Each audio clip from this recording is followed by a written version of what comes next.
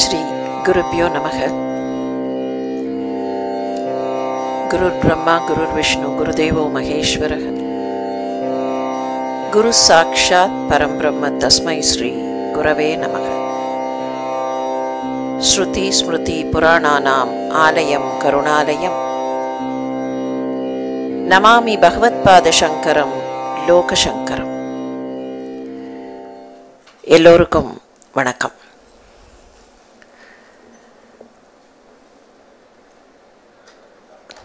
அறிவியல் பார்வையில் ஆன்மீகத்தை எப்படி பார்ப்பது? இல்லை, நம்முடைய பண்டைய வழக்கங்களிலேயும் புராணங்களிலேயும்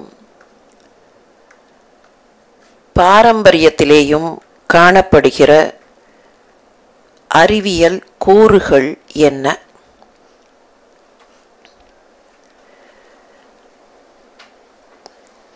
இவற்றை கொண்டு இன்றைய சிந்தனையை தொடங்கி உள்நுழைவதற்கு முன்னால்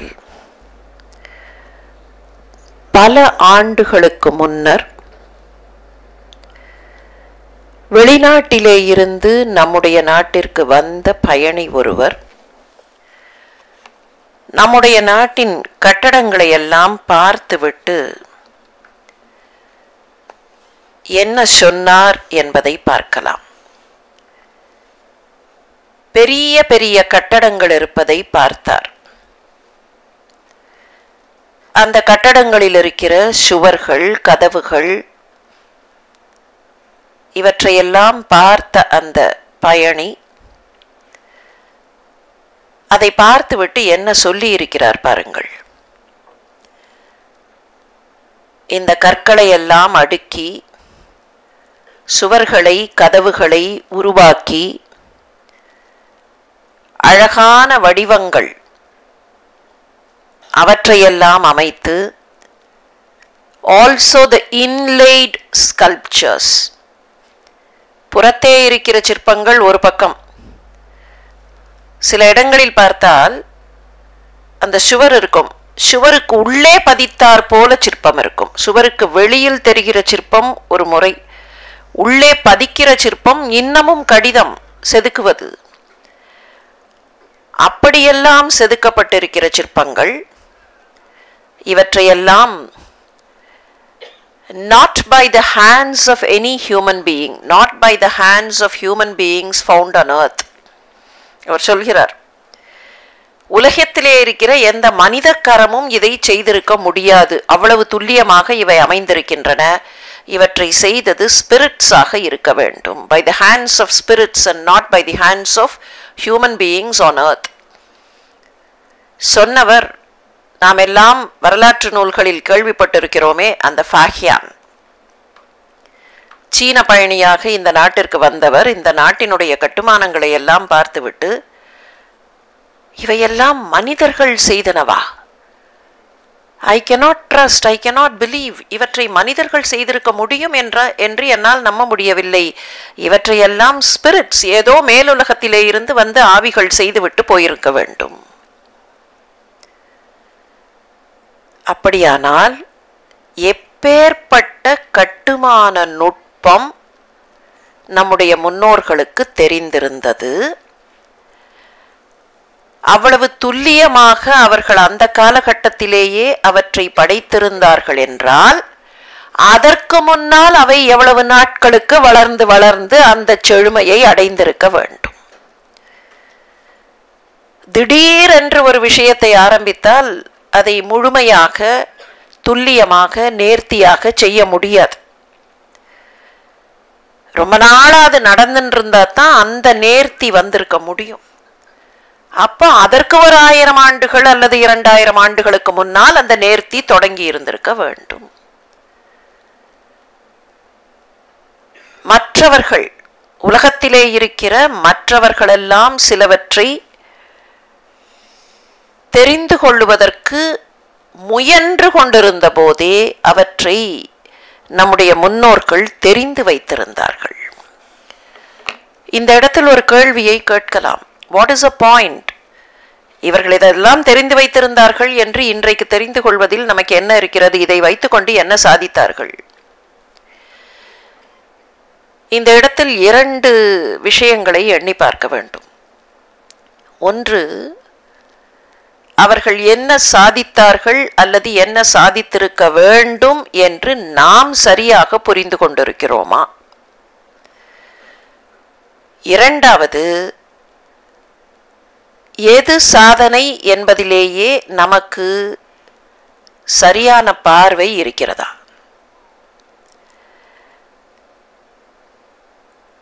முக்கியமான விஷயம், நம்முடைய முன்னோர்கள் பெற்றிருந்த ஞானத்தை மதிக்கக்கூடியவர்களாக, போற்றக்கூடியவர்களாக நாம் இன்றைக்கு இருக்கிறோமா? திரும்ப திரும்ப ஒரு விஷயத்தை நினைவுபடுத்திக் கொள்ள வேண்டும். எந்த பொருள் அல்லது எந்த வஸ்து மதிப்பு மிக்கது என்று நான் நினைக்கிறேனோ அதைத்தான் காப்பாற்ற முற்படுவேன். மதிப்பு மிக்கது இல்லை, மதிப்பே இல்லை என்று ஒன்றை நினைத்தால் நான் அதை காப்பாற்ற முற்பட மாட்டேன். என்ன விபத்து நேர்ந்து விட்டது?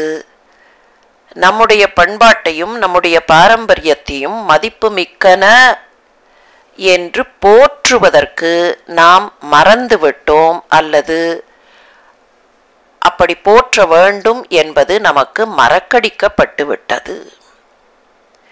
இதில் ஒன்றுமே இல்லை, இது ஒன்றுமே இல்லை, இதெல்லாம் பழம்பஞ்சாங்கம், இதில் எதுவும் இல்லை, இதெல்லாம் அறிவியல் தனமானவை இல்லை, இவையெல்லாம் முட்டாள்தனமானவை என்று எங்கேயோ கற்றுக் கொடுக்கப்பட்டு, பிரெயின் வாஷ் என்று ஒரு வார்த்தை சொல்லுவார்களே, அந்த மாதிரி our brains have been washed.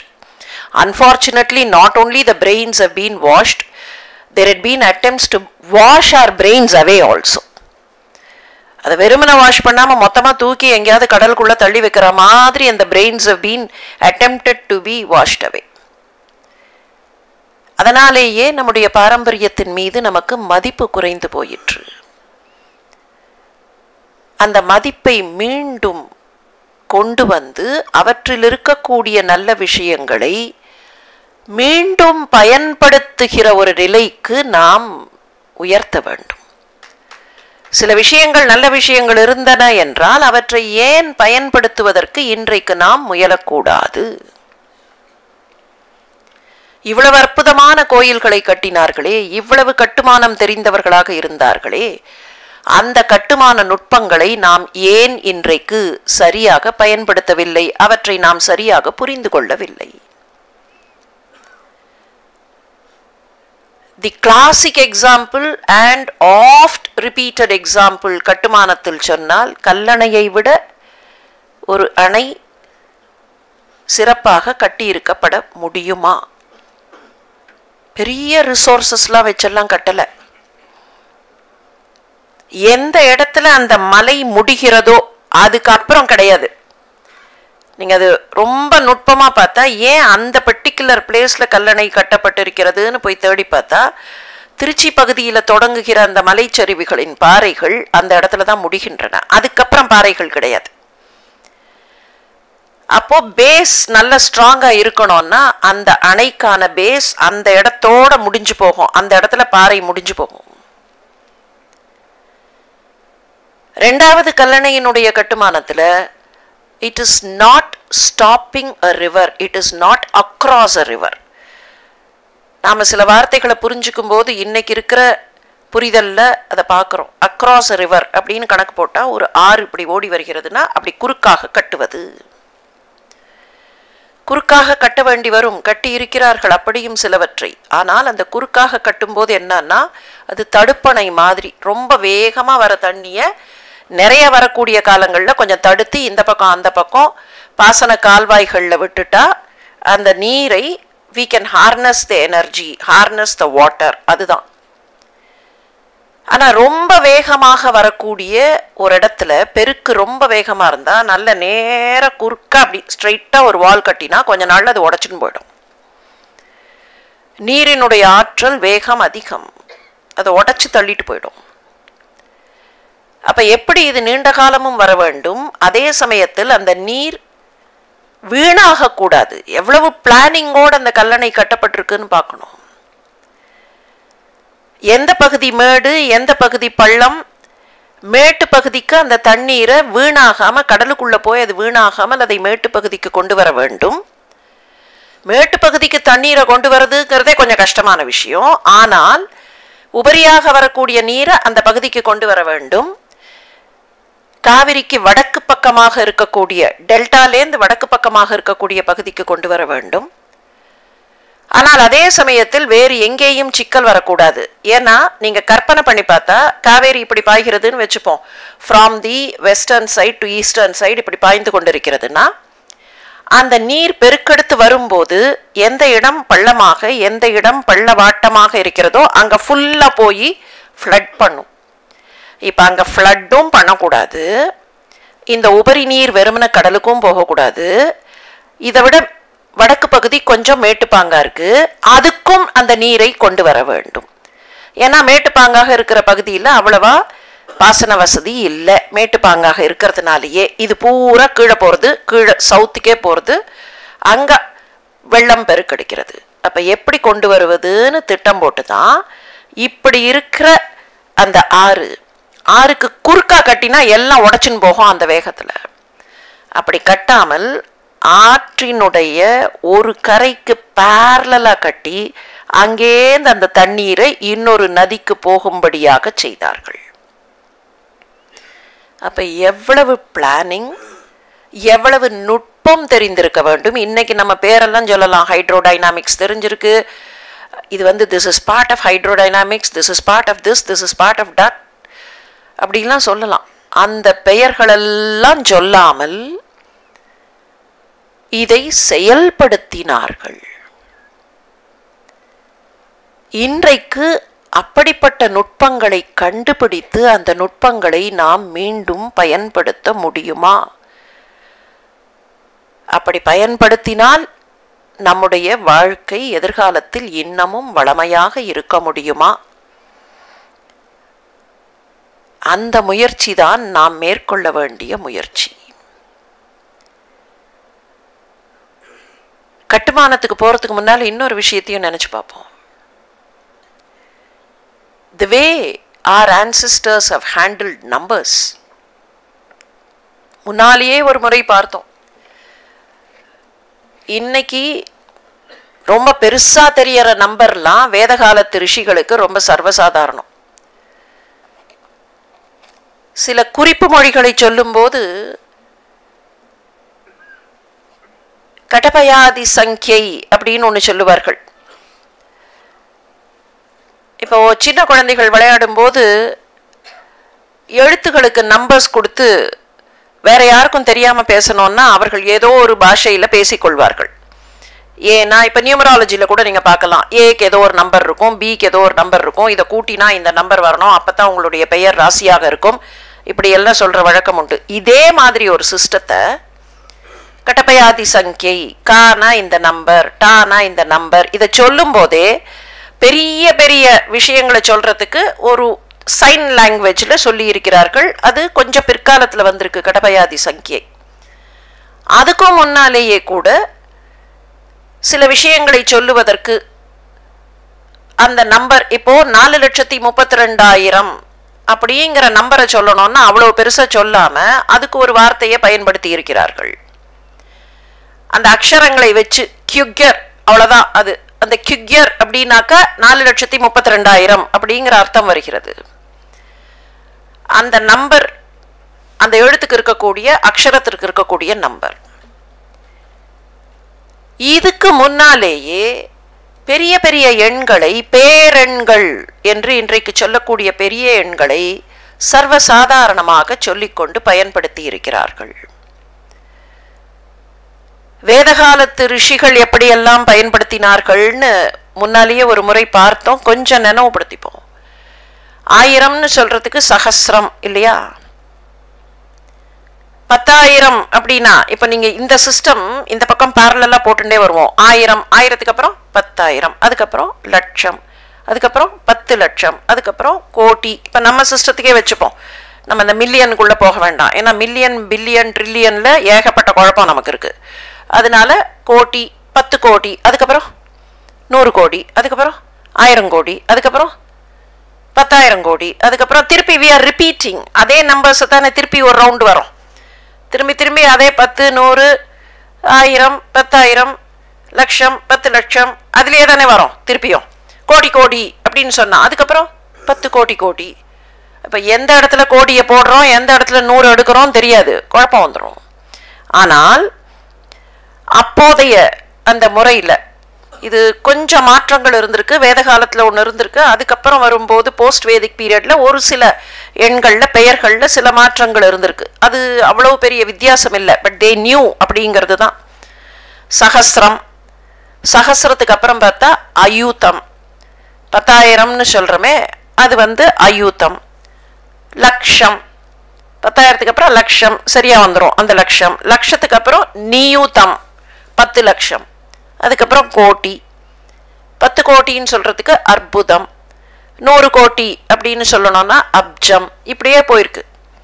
இப்படியே போய் எந்த நம்பர் வரைக்கும் போயிருக்குன்னா கிட்டத்தட்ட 10 to the power of 63 அது வரைக்கும் போறது. பத்மம், மகாபத்மம், ஜலதி, அம்தியம் இப்படியே போறது. சங்கம், சங்கநிதி, பத்மநிதினு சொல்லுவார்கள் தெரியுமா, அந்த மாதிரி பத்மநிதி. அதே மாதிரி இங்க பத்மம், மகாபத்மம், சங்கம், மகாசங்கம், ஜலதி அப்படின்னு இருக்கு. இது வேத காலத்துல. தொல்காப்பியர்லயும் இதே மாதிரியான ஒரு சிஸ்டம் இருக்கு. தொல்காப்பியர்ல அதே மாதிரியான ஒரு சிஸ்டத்தை பார்க்கிறோம். தொல்காப்பியருடைய எழுத்ததிகாரத்துல ஒரு விஷயம் வருது. ஐ அம் பல் என வரும் இறுதி அல் பெயர் என்னும் ஆயியல் நிலை. இது தொல்காப்பிய நூற்பா. இதுக்கு இளம்பூரணர் உரை எழுதுகிறார். அந்த உரையில சொல்லுகிறார் ஐ அம் பல், இந்த 3 சொல்லியிருக்கார். ஐ அம் பல் என வரும் இறுதி, கடைசியில ஐ என்று வரும், கடைசியில் அம் என்று வரும், கடைசியில் பல் என்று வரும். அப்படின்னா அது என்னங்கிறத இளம்பூரணர் சொல்லுகிறார். தாமரை, வெள்ளம், ஆம்பல், ஐ அம் பல், தாமரை, வெள்ளம், ஆம்பல் என்னும் பேர் எண்களை சுட்டுகிறார். அதுக்கு அந்த நூற்பாக்கு முன்னால இருக்கிற விஷயத்தை எடுத்துட்டு இப்பேரெண்கள் 7 என்பதனுடன் புணரும் போது 7 தாமரை, 7 வெள்ளம், 7 ஆம்பல் என புணர்வதை காட்டும். சரி, இந்த தாமரைனா என்ன, வெள்ளம்னா என்ன, ஆம்பல்னா என்ன? இளம்பூரணர் சொல்றது என்ன? தாமரை, வெள்ளம், ஆம்பல் என்னும் பேர் எண்களை சுட்டுகிறார். பேரெண்ணா பெரிய நம்பர். அந்த கணக்குப்படி பார்த்தா இளம்பூரணர் உரையை வைத்துக்கொண்டு இதை டெசிஃபர் பண்ண போனா தாமரை அப்படிங்கிறது 10 to the power of 25. இந்த தாமரை தான் அங்க பத்மம்ங்கிற பேர்ல வருது. 10 to the power of 25 பத்மம், 10 to the power of 26 is மகாபத்மம். தாமரை. சரி, வெள்ளம் 10 to the power of 56, 10 to the power of 56. அதுக்கப்புறம் ஆம்பல், இது 10 to the power of 35ங்கிறதுல வருது. நடுவுல அவர். இதை புரிந்து கொள்வதற்காக தாமரை, வெள்ளம், ஆம்பல். இன்னைக்கு நாம படிச்சோம்னா நமக்கு இந்த வார்த்தைகளுக்கு அந்த உரையாசிரியர் சொன்ன வார்த்தைகளை எடுத்துக்கொள்ளவில்லை என்றால் சரியாக புரியாது. இதை வைத்து கொண்டு தேடி பார்த்தா பரிபாடல்ல ஒரு இடத்துல நெய்தலும் குவளையும் ஆம்பலும் சங்கமும் மையில் கமலமும் வெள்ளமும் நுதலியன்னு வருது. இளம்பூரணர் உரையை வைத்து கொண்டு தேடி பார்க்கும் போதுதான் அங்க சொல்லி இருக்கிற நெய்தல், குவளை, ஆம்பல், சங்கம், கமலம் இதெல்லாம் வெறும் பூ இல்ல, இதுக்கு உள்ள நம்பர்ஸ் குறிக்கப்பட்டிருக்கின்றன.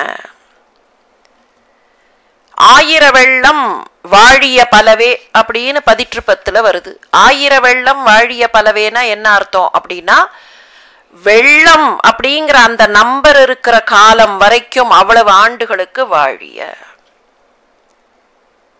சுருக்கமா சொல்ற மாதிரி எவ்வளவு விஷயங்களை சொல்லி இருந்திருக்கிறார்கள். இதெல்லாம் அவர்களுக்கு தெரியணும்னா அவர்களுடைய நாலேஜ் ஸ்கேப் எவ்வளவு பெருசா இருந்திருக்கணும். இது அப்படியே போற போக்குல சொல்லி இருக்க முடியாது. இது எவ்வளவு தூரத்திற்கு அவர்களுக்குள்ள இறங்கி இருந்தா இது அவர்கள் சொல்லி இருந்திருப்பார்கள். இந்த நம்பர்ஸை சொல்றதுல கூட தொல்காப்பியர் போன்றவர்கள் அதை சொல்றதுல கூட சில டெக்னிக்லாம் வைத்திருந்தார்கள். 3 தலையிட்ட 30 முப்பதிற்றெழுத்து 3 தலையிட்ட 30 எழுத்து. 30 எழுத்துனா 30ன்னு வச்சுக்கலாம். 30 எழுத்து. 3 தலையிட்ட அப்படின்னா நமக்கு தலையிட்ட அப்படின்னா யாரோ தலையிடுகிறார்கள்.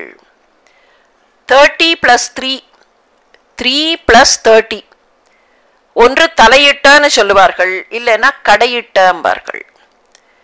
தொல்காப்பியர் பல இடங்கள்ல தலையிட்டதான் சொல்றார். 3 தலையிட்ட 30 எழுத்து, 2 தலையிட்ட முதலாக இருபஃது 2 + 20. இதை கம்பர் பயன்படுத்தும் போது ஒரு இடத்துல கடையிட்டம்பர். அரை கடையிட்ட முக்கோடி. ராவணனுக்கு எவ்வளவு வாழ்நாள்னு கேட்டா அரை கடையிட்ட முக்கோடி. அது என்ன அரை கடையிட்ட முக்கோடினா, முக்கோடி வாழ்நாள்ங்கிறது பிரம்மா கொடுத்த வரம். அதுக்கு கூடுதலா இன்னொரு அரை கோடியை சேர்த்து கொள்ளுங்கள், 3.5 கோடி ஆண்டுகள். அரை கடையிட்ட ஆட் ஒரு அரை, எதுக்கு? அந்த கோடிக்கு ஒரு அறையை சேர்த்து கொள்ளுதல். யார் கொடுத்தது? சிவபெருமான் கொடுத்த வரம். இதெல்லாம் சொல்லி இருக்கிறார்கள் அப்படிங்கிறது பெருசு இல்லை. இதெல்லாம் சொல்ல வேண்டும் என்றால் இவற்றை பற்றிய அறிவு அவர்களுக்கு மிக துல்லியமாகவும் நுட்பமாகவும் இருந்திருக்க வேண்டும். அப்படி பழகிப்போன அந்த ஞானத்தை, அறிவை அவர்கள் பயன்படுத்தினார்கள். இந்த அடிப்படையில தான் சில கட்டுமான விவரங்களையும் இன்றைக்கு நாம் பார்ப்பதாக இருக்கிறோம். பாரத மரபுன்னு சொல்லும் போதே, குறிப்பாக தென்னிந்திய மரபு, தமிழ் மரபுன்னு சொல்லும் போது எல்லாருக்கும் பெரிய பெரிய பெரிய கோயில்கள் நினைவுக்கு வரும். இந்த கோயில்களை எல்லாம் கட்டினார்கள் என்பது ஒரு பக்கம். இவ்வளவு வருடங்கள் ஆகியும் கூட எந்தவித சேதத்தையும் காணாத திருக்கோயில்கள். அப்படியே சில கோயில்களுக்கு சேதம் வந்திருக்குன்னா அதுக்கு என்ன ஃபேக்டர்னு தேடி பார்க்கணும். தேடி பார்த்தா தெரியும் அவர்கள் கட்டினதுல பிழை இல்லை. சுத்து வட்டாரத்தில் இருக்கக்கூடிய நிலத்தை இன்றைக்கு நாம படுத்தி இருக்கிற பாட்டுல அதனுடைய ஒரு ரியாக்ஷன், சில சேதங்கள் வருகின்றன. ஆனால் இந்த கட்டுமானங்கள் எல்லாம் பிற்காலத்தில் 10ஆம் நூற்றாண்டுக்கு அப்புறம் தான் இவ்வளோ பெரிய கோயில்கள் எல்லாம் வந்தன. அதுக்கு முன்னால் என்ன பண்ணினார்கள் அப்படின்னு பார்த்தா எவ்வளவு பிளானிங் அண்ட் எவ்வளவு ரீசனிங் அவர்கள்ட்ட இருந்தது அப்படிங்கிறது வேத காலத்திலிருந்தே புலப்படும். வேத காலத்திலேயே வீடுகள் பற்றி, வசிப்பிடங்கள் பற்றிய செய்திகள் காணப்படுகின்றன. வேதிக் பீரியட் என்னங்கிறத டிட்டர்மின் பண்றதுலயே இப்ப நிறைய குழப்பங்கள் நமக்கு இருக்கு. குறைந்தபட்சம் 2500 before the common era or 5000 to 2500 before the common era. அந்த காலகட்டத்திலேயே வீடுகள் எப்படி இருக்கணும், வசிப்பிடங்கள், சில வார்த்தைகள் கிடைக்கின்றன. அந்த வார்த்தைகளை வைத்து கொண்டு பார்த்தால் எதையெல்லாம் சுட்டி இருக்கிறார்கள். கன்ட்ரைவன்சஸ் அப்படின்னு சொல்றோமே, ஒரு வீடு கட்டும்போது அதுல சில அமைப்புகள் வைத்தால், தண்ணீரை கலெக்ட் பண்ணணும், ரெயின் வாட்டர் ஹார்வெஸ்ட் பண்ணணும் அப்படின்னா அதுக்கு the contrivance to harvest water or the contrivance to drain water. அந்த மாதிரி என்ன கன்ட்ரைவன்சஸ்லாம் வைத்திருந்திருக்கிறார்கள், என்ன சொல்லி இருக்கிறார்கள். ஒரு சில விஷயங்களை மாத்திரம் பார்க்கலாம், ஏன்னா முழுசா பார்க்கணும்னா தட்ஸ் எக்ஸ்டென்சிவ். புறம் என்கிற வார்த்தை நிறைய இடங்களில் வேதத்தில் காணப்படுகிறது. நமக்கும் இன்னைக்கு அந்த வார்த்தை தெரியும். புறம் அப்படின்னா ஒரு இடம், ஒரு அர்பனைஸ்ட் ஏரியாவுக்கு தான் புறம். ஒரு நகரம் அல்லது கொஞ்சம் அர்பனைஸ்டா இருக்கக்கூடிய இடத்திற்கு புறம்னு சொல்றோம். இதே அர்த்தத்துல தான் அப்பவும் பயன்படுத்தி இருக்கிறார்கள். பாதுகாப்பு தரக்கூடிய ஒரு சுவர் மாதிரி இருக்கிற ஒரு பாதுகாப்பு, அந்த பாதுகாப்புக்குள்ள இருக்கக்கூடிய குடியிருப்பு பகுதிக்கு தான் புறம்ங்கிற மாதிரியான பெயர். அப்போ பல பேர் வந்து கூட்டாக குடியிருக்கிற ஒரு இடம், அந்த இடத்திற்கு ஒரு பாதுகாப்பு கொடுக்கப்பட வேண்டும். அதுக்கு எப்படி பாதுகாப்பு கொடுப்பதுன்னு சிந்தித்து சில கட்டுமானங்களை செய்திருக்கிறார்கள்னா அப்ப எவ்வளவு அட்வான்ஸ்டா அந்த சிவிலைசேஷன் இருந்திருந்திருக்கணும். ஏதோ போய் தங்குகிறோம் அப்படி இல்லை, இவர்களெல்லாம் பாதுகாக்கப்பட வேண்டியவர்கள். எனவே சுற்றுச்சுவர் எழுப்பப்பட வேண்டும். அந்த சுற்றுச்சுவர் நாம நினைக்கிற மாதிரி இன்னைக்கு பெரிய மதில் சுவரா, பாறையை வச்சு கட்டினார்களா, ஹாலோ பிளாக்கை வச்சு கட்டினார்களா, கான்கிரீட்டை வச்சு கட்டினார்களா, இல்ல. They had the thought process, இவர்களுக்கு பாதுகாப்பு கொடுக்க வேண்டும். அந்த புறம் என்பது அங்க இருக்கிற குறிப்புகள்ல பார்த்தா அந்த சுவர் மண்ணால் கட்டப்பட்டிருக்கிறது. புறம்னு சாதாரணமா சொல்லும் போது மண்ணால் கட்டப்பட்ட சுவர், அதற்குள்ளே மக்கள். இந்த புறத்திலே இன்னொரு செய்தி வருகிறது, அஸ்மமயி. அந்த சுவர் எப்படி இருக்குங்கிற ஒரு டிஸ்கிரிப்ஷன்ல அஸ்மமயி சுவர்களும் இருந்திருக்கின்றன. அது என்ன அஸ்மமயினா, அது கொஞ்சம் கடினமான பாலங்கள். ஒன்று கல்லு ராக் வச்சு கட்டி இருந்திருக்கணும், இல்லைன்னா சூரிய வெப்பத்துல மண்ணை எடுத்து பாலம் பாலம் ஆக்கி, நல்ல மண்ணை குழைச்சு நீர் விட்டு குழைத்து பாலம் பாலமாக்கி அந்த பாலங்களை வெயிலில் சுட்டு அது பக்குவத்திற்கு வந்தவுடன் வைத்து கட்டியிருக்கிறார்கள்.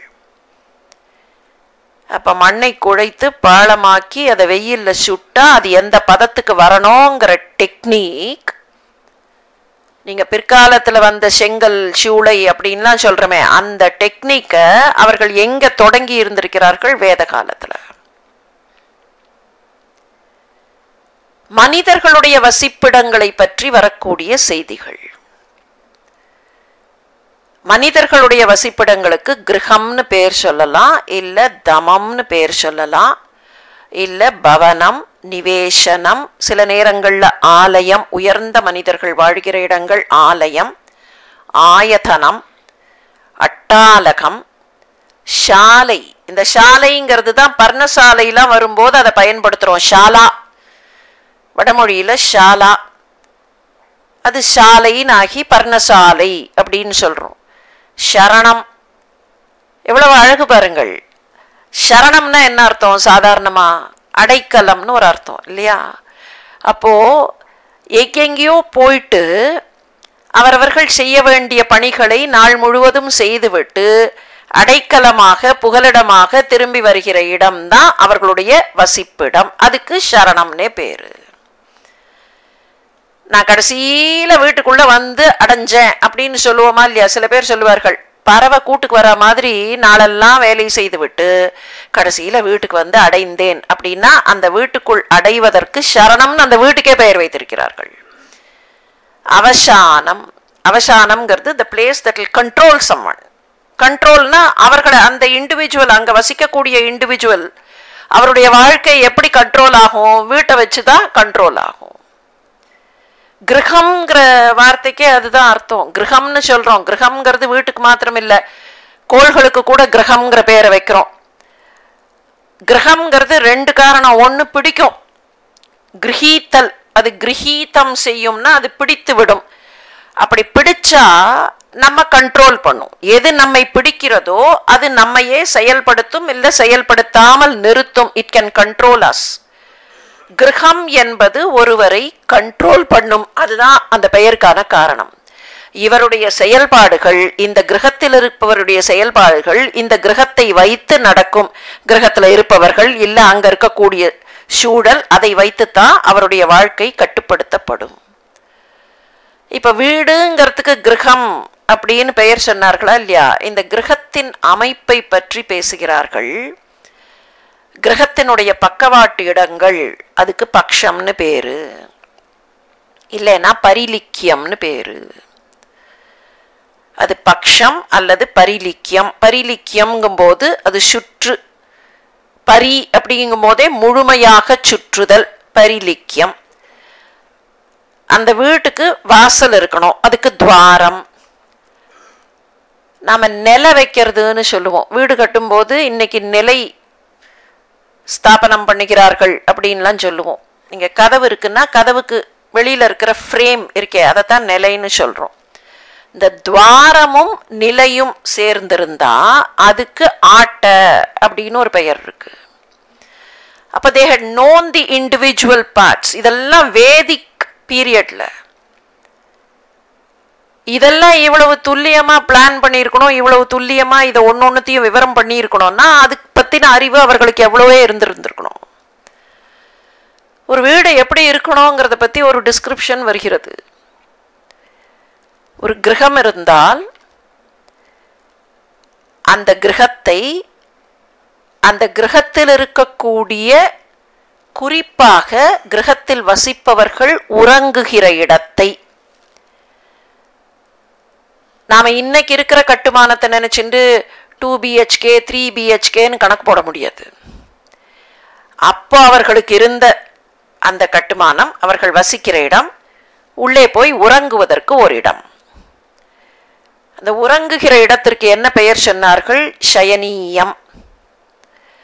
அந்த சயனீய பகுதி, ஒருவேளை இது காட்டு பகுதியில தானே முதல்ல அமைக்கிறார்கள், அங்க சுத்தி தண்ணீர் ஓடி வந்தா அந்த சயனீயத்தை சுற்றி வர வேண்டும், அது பிரதட்சணமாக சுற்றி வர வேண்டுமே தவிர சயனீய பகுதிக்கு போகக்கூடாது. அப்படின்னா அந்த சயனீயம்ங்கிறது கொஞ்சம் மேல இருக்கணும், கொஞ்சம் அவசரமா இருக்கணும். அதை சுற்றி வந்து கிழக்கு முகமாக இந்த நீர் ஓட வேண்டும். அப்படிப்பட்ட இடத்தில் கிரகத்தை அமைக்க வேண்டும். சரி, ஏன் கிழக்கு முகமாக? இதுக்கு அப்புறம் தான் இதுல இருந்தெல்லாம் தான் வாஸ்து சயின்ஸ் டெவலப் ஆக போறது. ஏன் கிழக்கு முகமாகன்னு கொஞ்சம் நினைச்சு பார்க்கலாம். நமக்கு நன்றாக தெரியும், விந்தியத்திற்கு தெற்காக இருக்கக்கூடிய பகுதிகளிலெல்லாம் நதிகள் மோஸ்ட்லி மேற்கிலேந்து கிழக்காக ஓடி வருகின்றன. there is a natural slant in the landscape. அதுவேதான் விந்தியத்திற்கு வடக்காக இருக்கக்கூடிய பகுதியிலேயும், சிந்து பகுதியை தவிர மற்ற பகுதிகள் பார்த்தா கங்கையும் யமுனையும் எப்படி மேற்கிலிருந்து கிழக்காகத்தான் ஓடி வருகின்றன. so there is some kind of a natural tilt. இந்த டில்ட் தெரிஞ்சதுனால தண்ணீர் ஓடுறது எந்த பக்கமா இருந்தா அது ஓடும். மேற்கா பார்த்து ஓடினா ஓடாது, மேற்குல மேடு இருக்கும், இது கிழக்கு நோக்கி வர வேண்டும். அப்படிப்பட்ட இடத்தை தேர்ந்தெடுத்து கிரகம் அமைக்க வேண்டும். எந்த கிரகம் அமைத்தாலும் அந்த கிரகத்தில் ஷயந்தனிகம் இருக்க வேண்டும். ஷயந்தனிகம்ங்கிறது நீர் ஓடுகிற வழி. There should be a water drain. Water drain provision கொடுக்காம கிரகத்தை அமைக்காதீர்கள். அப்ப சுத்திலேருந்து எங்கேருந்து தண்ணி வந்தா, மழை பெஞ்சு தண்ணி வந்தாலும் சரி, இல்ல காட்டுல எங்கேயோ காட்டாறு வெள்ளம் அடிச்சுன்னு வந்தாலும் சரி, make a provision initially itself. வீட்டுக்கு பக்கத்துல வரக்கூடிய அந்த தண்ணீர் சுற்றி கொண்டு ஓடுவது மாதிரி மேக் அ ப்ரொவிஷன். வீடுன்னு தங்கக்கூடிய பகுதியில அந்த சயனீயம் சற்று உயரத்தில் இருக்கலாம், ஆனால் மற்ற இடங்கள் எல்லாம் சமவஸ்ராவம், மற்ற இடங்கள் சமமாக இருக்க வேண்டும். ஒண்ணு மேல ஒண்ணு கீழன்னு இருக்கக்கூடாது. தண்ணீர் ஓடுகிற பக்கத்தில், தண்ணீர் ஓடுறதுக்குன்னு ப்ரொவிஷன் வச்சிருக்கா இல்லையா, அந்த ப்ரொவிஷன் போய் தண்ணி எங்க இந்த வீட்டிலேருந்து வெளிப்பக்கமாக காட்டு பக்கமாக போகிறதோ அந்த பகுதியில் பக்ஷசரணம் இருக்க வேண்டும். உணவு இடத்துக்கு பக்ஷசரணம்னு பேர் சொன்னார்கள். இதை விட அழகு பாருங்கள், இந்த மாதிரி இருக்கக்கூடிய கிரகத்துல, இதெல்லாம் வேதிக் பீரியட்ல பெரிய கட்டுமானம்லாம் இல்லை, ஏதோ காட்டு பகுதியில ஆங்காங்கே முனிவர்கள் தவம் செய்து கொண்டு வேத உச்சாடனம் செய்து கொண்டு இருந்த காலகட்டத்தில், அர்பனைசேஷன்ங்கிறது அவ்வளவாக வராத காலகட்டத்தில் அங்கங்க கொஞ்சம் கொஞ்சம் இருந்திருக்கு. புறம்ங்கிறது இருக்கிறதுனாலேயே கொஞ்சம் அர்பன் சிவிலைசேஷன் ஆரம்பிச்சாச்சு. அதிதிகள் வந்தால் அவர்களை வரவேற்று உட்கார வைக்கக்கூடிய இடமாக சபை, அதுதான் பிற்காலத்துல ராஜசபை எல்லாம் வருது, தர்பார்லாம் வருது. இந்த கிரகத்திலேயே சபை பகுதி இருக்க வேண்டும். சபா, அந்த சபால தான் வரக்கூடிய அதிதிகள், வேற யாராவது முனிவர்கள் வருகிறார்கள், வேற எங்கிருந்தோ போகக்கூடியவர்கள் வருகிறார்கள், அவர்களை அமரச் செய்து அவர்களோடு அளவலாவுவது. இந்த சபா பக்ஷசரணத்திற்கு பக்கத்துல இருக்கணுமா, as close as possible. என்ன காரணமாக இருக்கும்னா, அவர்களுக்கு உணவிடுவதற்கு வகையாக இருக்க வேண்டும். வரக்கூடிய அதிதிகளுக்கு, அதிதி தேவோபவ தானே, அவர்களுக்கு விருந்து உபச்சாரம் செய்வதற்கு இது பக்கத்தில் இருக்க வேண்டும். இதை விட இன்னும் டீட்டெயில்டா இன்னும் ஒரு இடத்துல ஒரு வீடு எப்படி, அந்த கிரகம் எப்படி அமைக்கப்பட வேண்டும்னு இன்னும் கொஞ்சம் டீட்டெயில்டா டிஸ்கிரிப்ஷன் இருக்கு. 4 தூண்கள் பள்ளம் தோண்டி அந்த பள்ளத்திலிருந்து மரக்கால்கள் நட்டு 4, உங்களுக்கு எவ்வளவு சர்ஃபேஸ் வேணுமோ அந்த சர்ஃபேஸ் ஏரியா நல்லா சமப்படுத்தி அந்த இடத்துல 4 கார்னர்லையும் 4 தூண்கள்.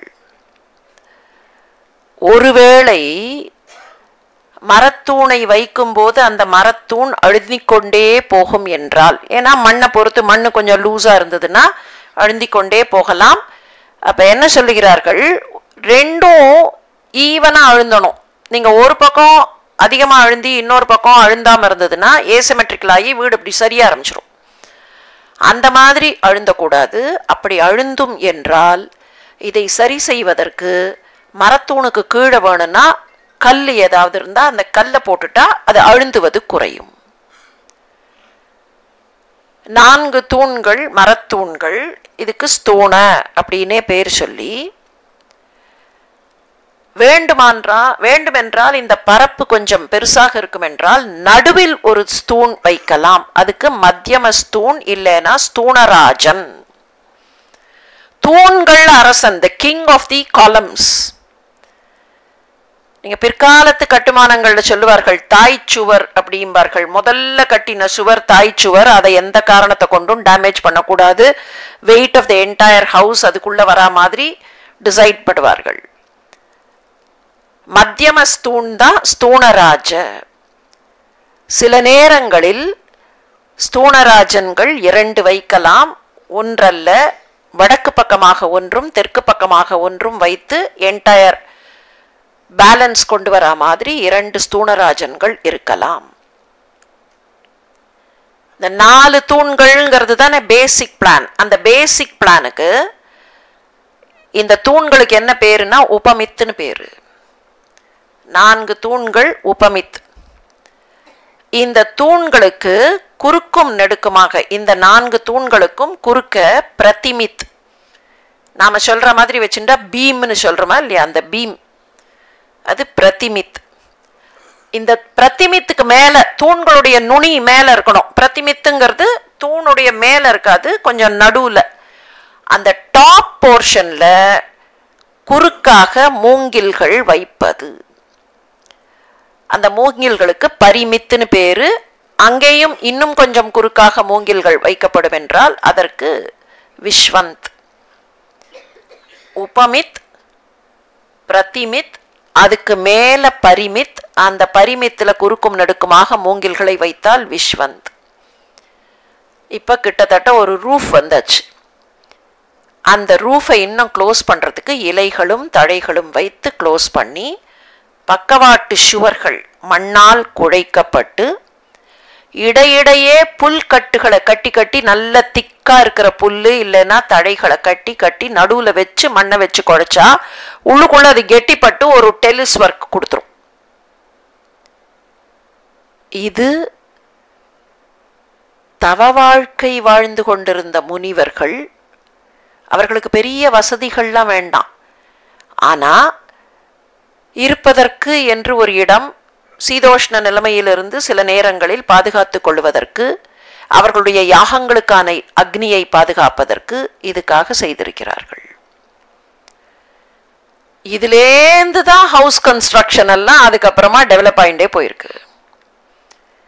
சரி, வாசல்கள் எப்படி வைக்க வேண்டும் அப்படிங்கிறது வரும்போது வாயில்களுக்கு கதவுகள் வைப்பது எப்படி தெரியறதுன்னா, வெறுமன ஓப்பனா வைக்கல, அதை எப்படி மூடுறது, அதை எப்படி ஃபிக்ஸ் பண்றது, அந்த ஃபிக்சர்ஸை பத்தின டிஸ்கிரிப்ஷன் இருக்கு. அப்ப ஃபிக்சர் வச்சிருந்தா, ஏதோ கதவு இருந்திருந்தா தான் ஃபிக்சர் வச்சிருந்திருக்கணும். துவாரப்பிடானம், இதை எப்படி பிணைப்பது, இந்த மூடுறதை எப்படி பிணைப்பதுங்கிறதுக்கு அந்த கீழெல்லாம் சொல்றமா இல்லையா, இப்போ அந்த மாதிரி விஷயத்திற்கு துவாரப்பிடானம். அப்புறம் அதுலயே இந்த கதவுங்கிறத எப்படி புரிஞ்சுக்க முடியறதுன்னா, 2-3 போர்ஷன்ஸ் இருக்கு. இதை திறந்தா இல்லை இதை நகற்றலாம் அப்படின்னு வருது. அப்ப எக்ஸாக்டா கதவுன்னு அவர்கள் டிஸ்கிரைப் பண்ணல. ஆனால் அந்த போர்ஷன்ஸ் 2-3 போர்ஷனாக இருந்தால் மேலே இருக்கிற போர்ஷனை நகர்த்துறது அந்த மாதிரி வருகிறது. துவார பக்ஷங்கள். இன்னொரு கதவும் வைக்கலாம், இன்னொரு வாசலும் வைக்கலாம். அனுத்வாரம்னு பேர் அதுக்கு. மெயினாக ஒரு துவாரம், கூடுதலாக அனுத்வாரம் இருக்கலாம். இந்த மெயினாக இருக்கிற துவாரம் இருக்கிறதுக்கு நேர் பின்னால் அனுத்வாரம் இருக்கலாம். இல்லை, அந்த கட்டுமானம் எப்படி இருக்கிறதோ அதை பொறுத்து கிழக்கு பக்கமாக அனுத்வாரம் இருக்கலாம். புவங்கம் அப்படின்னு ஒரு பெயர் சொல்லுகிறார்கள். அது என்னன்னு தேடி பார்த்தோம்னா, இந்த வாசப்படின்னு சொல்றோமா இல்லையா, வாசல் படியில் போகும்போது அந்த நிலை வைக்கும்போது நீங்கள் நடுவில் ஒரு 40 வருஷத்துக்கு முன்னால் ஸ்டைல் ஆஃப் கன்ஸ்ட்ரக்ஷன் வந்தது. இப்போ சில இடங்கள்ல அது இருக்கு. மற்ற அறைகளுக்கு அந்த மாதிரி ஃபாலோ பண்ணுறோம், பட் வாசலுக்கு அப்படி இருக்கக்கூடாதுன்னு ஒரு முறை சொல்லுவார்கள். இந்த தரை அப்படியே ஃப்ளாட்டாக என்ன பண்ணுவார்கள்னா, நிலையை வச்சுட்டு அந்த நிலையோட கீழ் போர்ஷனே இல்லாமல் இல்லை கீழ் போர்ஷனை கீழே கொண்டு போயிடுவார்கள். அப்போ உங்களுக்கு அந்த பழங்கால வீடு மாதிரி அந்த நிலப்படி தட்டாது, அப்படியே ஃப்ளாட்டாக தரை வந்துடும். மொசைக் போட்டா இல்லை டைல்ஸ் போட்டா. இது இந்த மொசைக் வர ஆரம்பிச்ச போது தான் அந்த சிஸ்டம் வர ஆரம்பிச்சது. இப்போவும் நிறைய இடங்கள்ல இருக்கு. ஆனால் பழங்காலத்து வீடுகளில் பார்த்தோம்னா அட்லீஸ்ட் அந்த வாசல் நிலையிலையாவது வாசல் படின்னு ஒன்று இருக்கணும், அதை தாண்டி தான் போகணும்.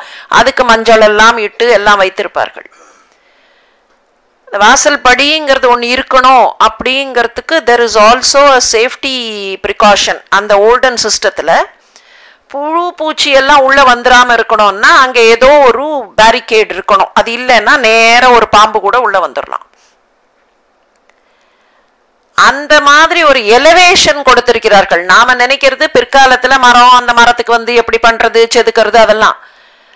இது அப்பவே அந்த இடத்துல பூமியை கொஞ்சம் அப்படி மேல தூக்கி அதுக்கு புவங்கம்னு பேரு. துவாரப்பட்டிகம் இருக்க வேண்டும். துவாரப்பட்டிகம்ங்கிறது தான் அந்த த்ரெஷல்ட். த்ரெஷல்டு எப்படி இருக்கணும்னா பூமி சற்றே மேலே தூக்கி புவங்கமாக இருக்க வேண்டும். அப்ப எவ்வளவு thought process has gone into all this. ஒன்னொன்னையும் பார்த்து ட்ரையல் பார்த்து இது வச்சுட்டோம்னா இந்த வழியா தண்ணி உள்ள வந்துடும், இது வச்சோம்னா பூச்சி வந்துடும், அப்ப இது வராம இருக்கணும்னா இந்த மாதிரி எல்லாம் இதற்கு இதெல்லாம் வேத காலத்துல ரெக்கார்ட் ஆயிருக்குன்னா இதுக்கு குறைந்தபட்சம் 500-600 ஆண்டுகளுக்கு முன்னாலேயே அவர்கள் இதெல்லாம் என்கவுண்டர் பண்ணி அதுக்கப்புறம் தான் நம்ம கத்துக்க எக்ஸ்பீரியன்ஸ்ல தான் சில விஷயங்கள் வரும். அப்ப அவர்கள் எக்ஸ்பீரியன்ஸ்ல கற்றுக்கொண்டார்கள்னா அப்ப அதுக்கு முன்னாலேயே எப்போ இதெல்லாம் ஆரம்பிச்சிருந்திருக்கணும். இந்த கைண்ட் ஆஃப் அர்பனைசேஷன் எப்ப ஆரம்பிச்சிருக்கணும். அப்படி ஆரம்பிச்சிருந்தா தான் புறம்ங்கிறதையே அவங்க கொண்டு வர முடியும். சாதாரணமா நம்ம கிட்ட யாருக்கிட்டையாவது ஒரு பர்ணசாலை வரையுங்கள் அப்படின்னு சொல்லுகிறார்கள்னு வச்சுப்போம். ராமாயணத்துல சீதை ஒரு பர்ணசாலையில இருந்தா, அதனால ஒரு பர்ணசாலையை படம் போடுங்கள்னா என்ன பண்ணுவோம்? ஒரு பேப்பர் எடுத்து ஸ்டாண்டர்டாக சில இமேஜஸ் எல்லாம் அப்படியே அந்த ஹியூமன் தாட் ப்ராசஸ்க்குள்ளே இம்ப்ரிண்ட் ஆயிருக்கு.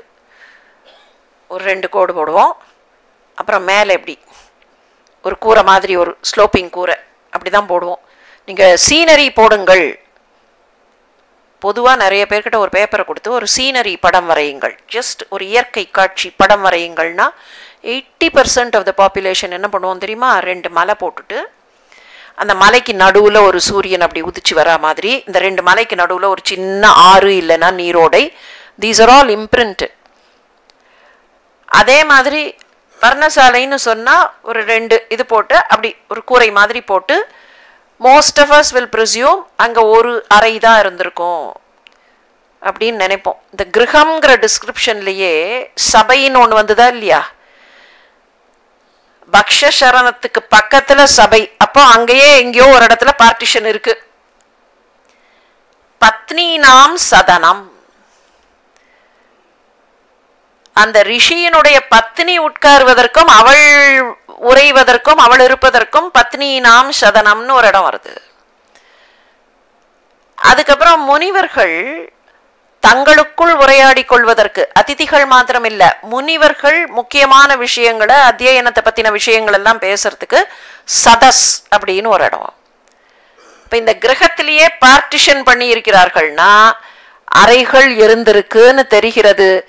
நமக்கு அதுக்கு மேல அந்த டீட்டெயில்ஸை புரிஞ்சுக்க முடியலையே தவிர அந்த குறிப்புகளை இன்னும் கொஞ்சம் தொடாவி ஆய்ந்து பார்த்தோம்னா அதுல நமக்கு குறிப்புகள் கிடைக்கலாம்.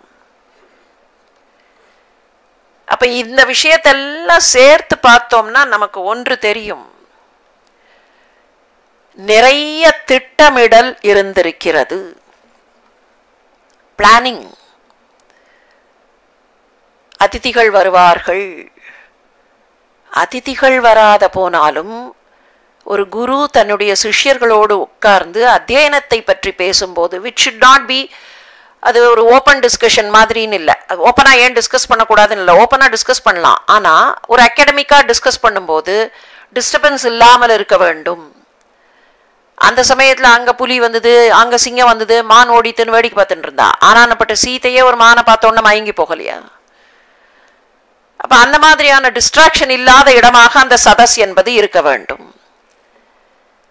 ஒரு பெண் உரையும் போது அவளுக்கு வேண்டிய வசதிகள் சௌகரியங்கள், அவளுக்கு சில நேரங்களில் சில உபாதைகள் இருக்கலாம், அதெல்லாம் இல்லாம அவ கொஞ்சம் இருக்கணும். அப்படின்னா அவளுக்கான இடம் பத்னி நாம் சதனம்.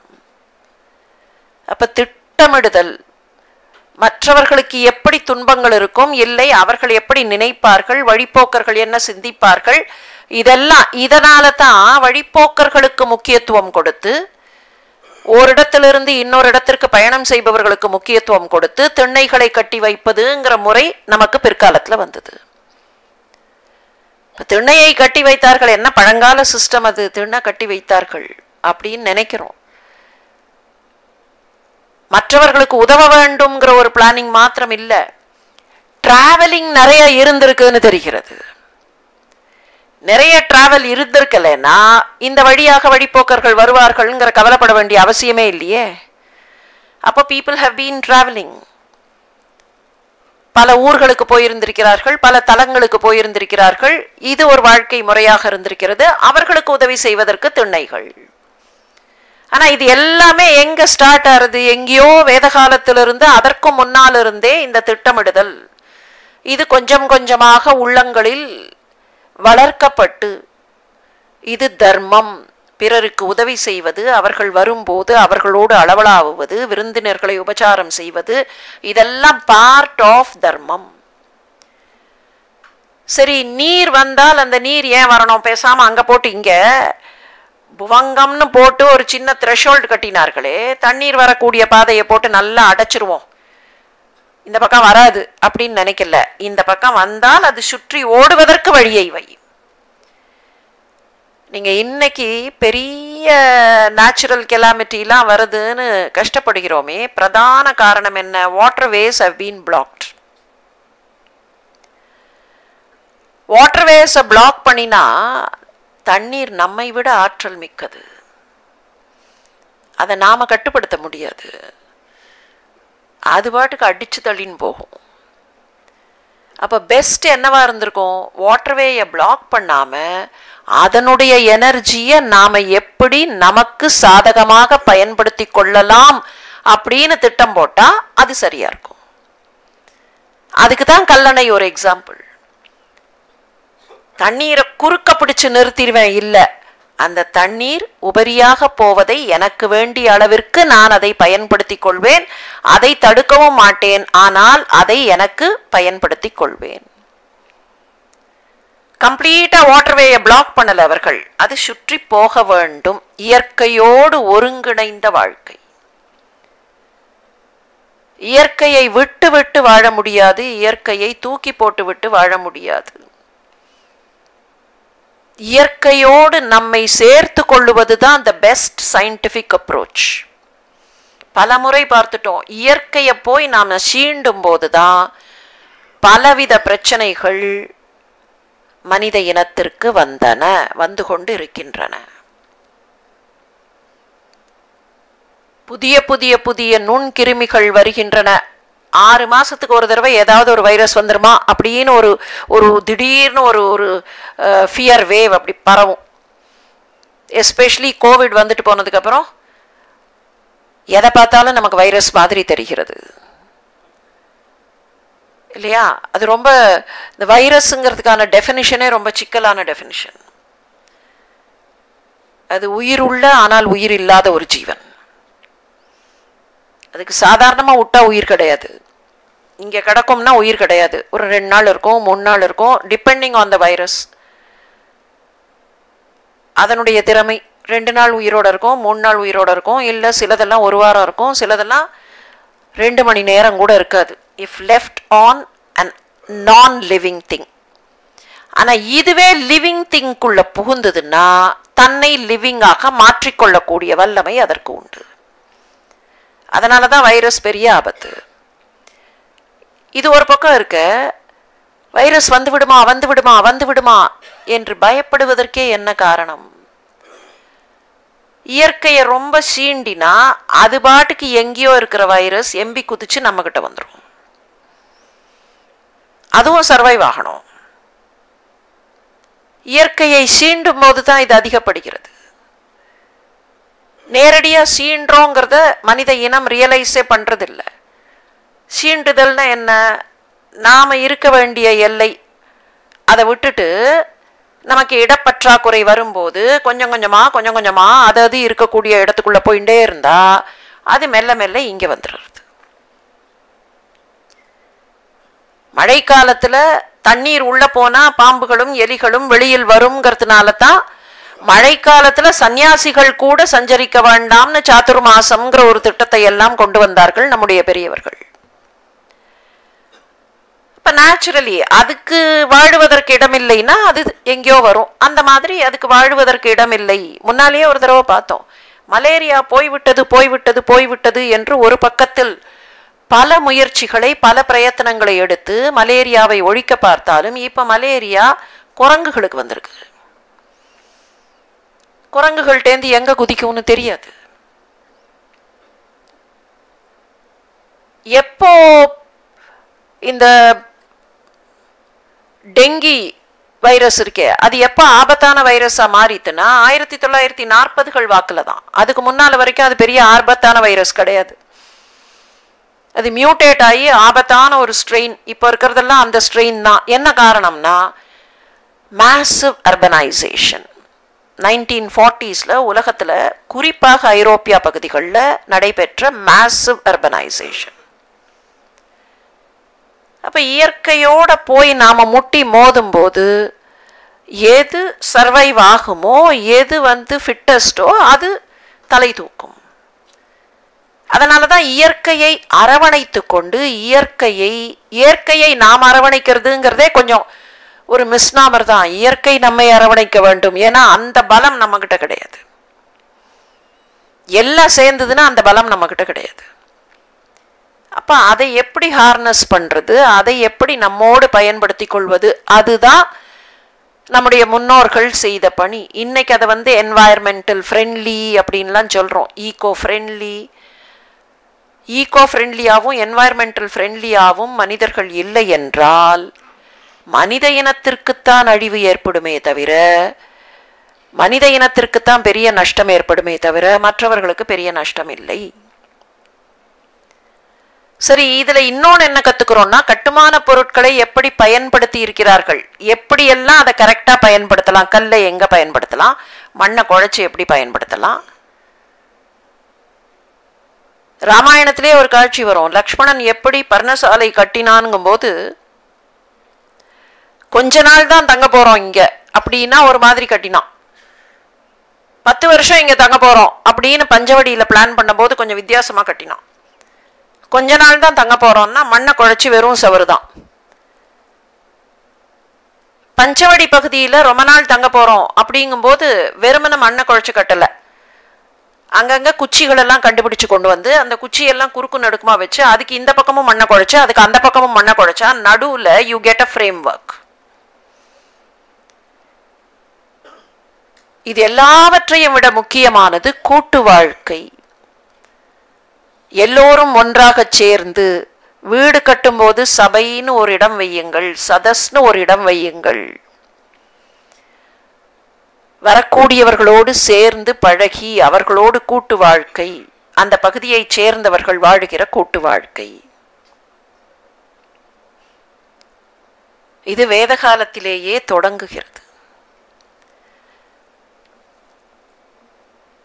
இதை பற்றி இன்னமும் விதிமுறைகள் எப்போது வந்தன? இது டெவலப் ஆக சர்டன் ரெகுலேஷன்ஸ், அப்படி ரெகுலேஷன்ஸ் வந்த காலகட்டம் ஆகமங்கள் வந்த காலகட்டம். வேதத்தில் இருக்கக்கூடிய சில விஷயங்கள் அதை எப்படி பயன்படுத்துறது, இம்ப்ளிமெண்டேஷனுக்கு வரணும்னா ரெகுலேஷன் நேச்சுரலி வந்தாகணும். அந்த ரெகுலேஷன் கொண்டு வந்த போது எப்படியெல்லாம் விதிமுறைகள் உருவாக்கப்பட்டன?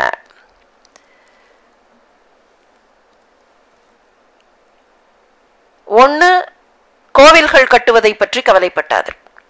கோவில்கள்னு கூட அப்போ ரொம்ப பெரிய கோவில்கள்னு பிளான் பண்ணலை, படிப்படியாக தான் அது ஏறுகிறது. இறைவனை வழிபடக்கூடிய இடங்கள். திருநாவுக்கரசர் பாடும்போது அவருடைய காலத்திற்கு முன்னால் எத்தனை வகையான வழிபாட்டு இடங்கள் கோயில்கள் இருந்தனன்னு பாடுறார். ஒரு மரத்துக்கடியில் சில நேரங்களில் மரத்தடி கோயில்கள், மரக்கோயில்கள், சில நேரங்களில் 2-3 மரம் சேர்ந்து இருக்கக்கூடிய கொஞ்சம் அதிகப்படியான பரப்பளவு கொண்ட நிழல் பகுதி, குன்றுக்கு மேல இருக்கக்கூடியது, மலை அடிவார பகுதியில் இருக்கக்கூடியது, ஆற்றோர பகுதியில் இருக்கக்கூடியது, இந்த மாதிரி பலவிதமான கோயில்களை பார்க்கிறோம். அதுல சிலது திருநாவுக்கரசர் பாடினதுலயே சிலது என்னங்கிறது நமக்கு இன்னைக்கு தெரியல. அவருடைய காலத்திற்கு முன்னால, திருநாவுக்கரசர் காலத்துக்கு முன்னால இருந்த கோயில்கள் அநேகமாக மரத்தால் கட்டப்பட்டன, அல்லது மரத்தடிகளில் கட்டப்பட்டன, அல்லது மண் சுவர் அல்லது சுண்ணாம்பு வைத்து கட்டப்பட்டன. அவ்வளவுதான். மரத்தடி, மரத்தால் கட்டப்பட்டவை, மண் சுவர்களையோ சுண்ணாம்பையோ வைத்து கட்டப்பட்டவை. கற்கோயில்கள் அதுக்கப்புறம் தான், 7ஆம் நூற்றாண்டுக்கு அப்புறம் தான் பெரிய பெரிய கற்கோயில்கள்லாம். 6ஆம் நூற்றாண்டு அந்த பகுதியில் ஆரம்பிச்சு later half of 6th or even 7th centuryனே வச்சுக்கலாம். 7th centuryல ஆரம்பிச்சு தான் கற்கோயில்கள். இன்னைக்கு நாம பார்க்குற கற்கோயில்கள்லாம் அதுக்கப்புறம் தான், அதுக்கு முன்னால கற்கோயில்கள் இல்லை. 6th century எண்ட்லையும் 7th century பிகினிங்லையும் தான் இந்த மலைப்பகுதியில் இருக்கக்கூடிய பாறைகளை பார்த்து அந்த பாறைகளை குடைந்து குடைந்து ராக்கட் டெம்பிள்னு சொல்றோமே, குடைவரை கோயில். குடைவரை கொஞ்சம் கல்லுக்குள்ள குடைஞ்சு போனா அது எப்படி தோணி இருந்திருக்கணும்? குகைகளை பார்த்து தோணி இருந்திருக்கணும். இயற்கையாகவே கல்லில் அமைந்த குகைகள். அந்த குகைகளை பார்த்தவர்களுக்கு, அட இந்த இடம் நல்ல பாதுகாப்பா இருக்கே, இங்க மழையெல்லாம் வரலையே, அப்போ கடவுளை இங்கே வழிபடலாமே அப்படிங்கிற எண்ணம் வந்து அந்த குகைகளுக்குள்ள போய் எந்த இடத்துல குகைக்குள்ள இருக்கிற கல்லையோ அங்க இருக்கிற பொருளையோ நல்ல ஒரு அவர்கள் நினைத்த ஒரு வடிவத்தை அங்கே உருவாக்கி இதுதான் இறைவன். அப்படித்தான் அந்த குடைவரை கோயில்கள். குடைவரை கோயில்களுக்கு அப்புறம் முழுசாவே கல்லுல வெளியில கட்டணும் பெருசா. ஏன்னா குடைவரையில ஒரு அட்வான்டேஜ் என்னன்னா, கல்லை குடையிறது கஷ்டம்னா கூட உங்களுக்கு மோஸ்ட் ஆஃப் இட் இயற்கையாக அமைந்திருப்பது, இவர்களா கட்ட வேண்டாம். அதுக்கப்புறம் தான் முழுசாவே கற்கோயில்கள் கட்டுவதுங்கிற பாணி வருகிறது. ஆனால் இந்த காலகட்டம் எல்லாவற்றிலேயும் கற்கோயில்கள் கட்டுகிற காலகட்டம் வரைக்கும் கூட என்ன மாதிரியாக இடத்தை பயன்படுத்தலாம், என்ன மாதிரியான நிலத்தை பயன்படுத்தலாம், இதுக்குள்ள எவ்வளவு சயின்டிபிக் திங்கிங் இருக்குங்கிறத தான் பார்க்கணும். பசுக்கள் கூடிய இடம், குதிரை, யானை, மூங்கில் ஆகிய இனிய ஓசைகள் கொண்ட இடங்கள், நன்மரங்கள் அடர்ந்த இடம், நல் விதைகள் முளைக்கிற இடம், தொடுவதற்கு இதமாக இருக்கிற மண், இந்த இடங்களை இறைவனை வழிபடக்கூடிய இடங்களையும் கட்டலாம், மனிதர்களுக்கான வசிப்பிடங்களும் கட்டலாம். இதுல என்ன பெரிய இன்ஃபர்மேஷன் இருக்குன்னு பார்க்கலாம். நன்மரங்கள் அடர்ந்தது அப்படின்னு சொல்லும் போதே அந்த சாயில் மனிதர்கள் வாழுவதற்கு பொருத்தமானது. அங்க விஷமரங்களோ இல்ல சில மரங்கள் இருக்கு இல்லையா, அதனுடைய பட்டைய தொட்டாலே விஷம் அப்படின்னு இருக்கக்கூடிய மரங்கள் இருந்தா அந்த சாயிலும் கெட்டு போய்தான் இருக்கும், இல்லை சாயிலும் பொருத்தமாக வசிப்புக்கு பொருத்தமாக இருக்காது.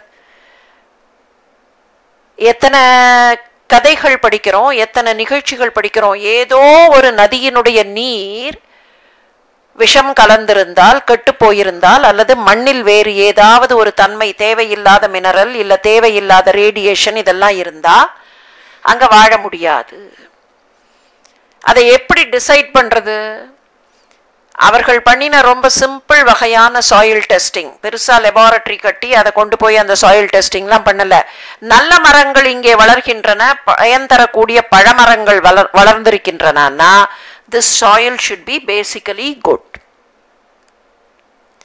பசுக்கள் கூடுகிற இடம். நீங்க பழங்காலத்துல ஒண்ணு சொல்லுவார்கள், பெரிய அரசர்கள் ஒரு 400-500 ஆண்டுகளுக்கு முன்னால மற்ற நாடுகளில் கூட சொல்லுவார்கள், பெரிய அரசர்கள் எல்லாம் வரும்போது அல்லது அரசர்களுக்கு விருந்து உபச்சாரம் எல்லாம் செய்யும் போது அவர்கள் என்ன பண்ணுவார்களாம், முதல்ல இப்போ வேற யாரோ உபச்சாரம் பண்ணிக்கிறார்கள், வேற இடத்திற்கு வந்திருக்கிறார்கள், அப்படிங்கும்போது ஒரு பூனை அல்லது அவர்கள் வளர்க்கக்கூடிய ஒரு சிறு பிராணியை அந்த உணவை உண்பதற்கு முதலில் அனுப்புவார்கள். It is a kind of testing, அந்த உணவு சேஃப் தானா. இது கொஞ்சம் க்ரூயலா இருக்கு இல்லையா? ஆனா இயற்கையா இதை எப்படி பார்த்தார்கள்னா, பசுக்கள் கூடுகிற இடம்னா நீங்க அனிமல்ஸுக்கும் அந்த மாதிரி விலங்குகள், பொதுவாகவே தாவரங்களை விட்டுருவோம் இப்போதைக்கு,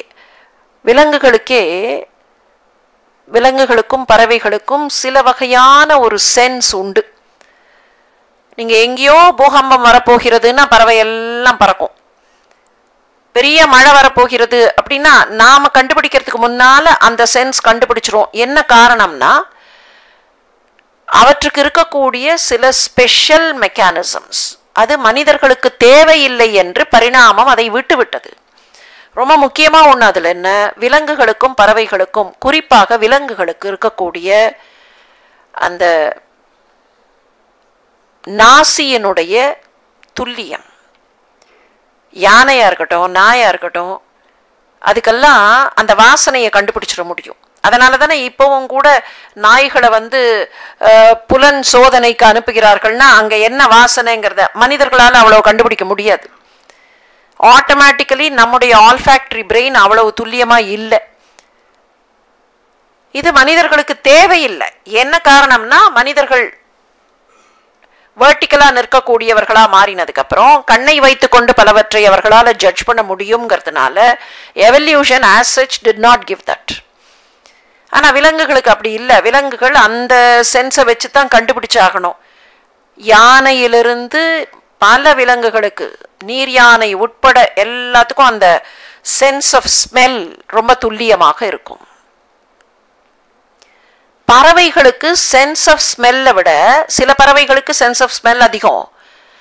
பறவைகளுக்கு இன்னொன்று என்னன்னா, பூமியினுடைய அந்த மேக்னெட்டிக் புல்ல கூட சென்ஸ் பண்ண முடியும், நம்மால சென்ஸ் பண்ண முடியாது.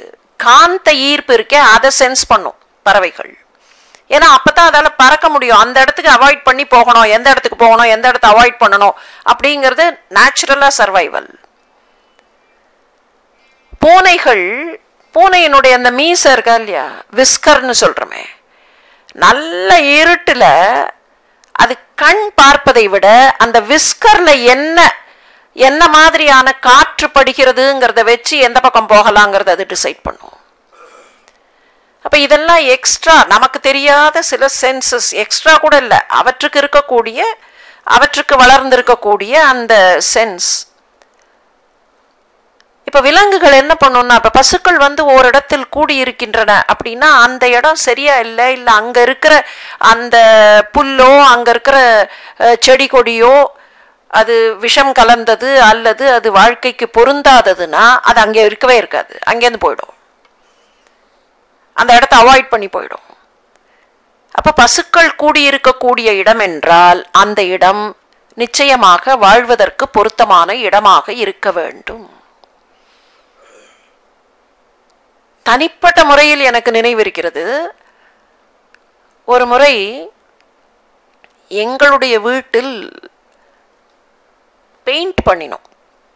ரொம்ப நாள் பெயிண்ட் பண்ணாமல் இருந்த வால் டு பி ரீபெயிண்டட் அப்படின்னு பண்ணினோம், பல ஆண்டுகளுக்கு முன்னர்.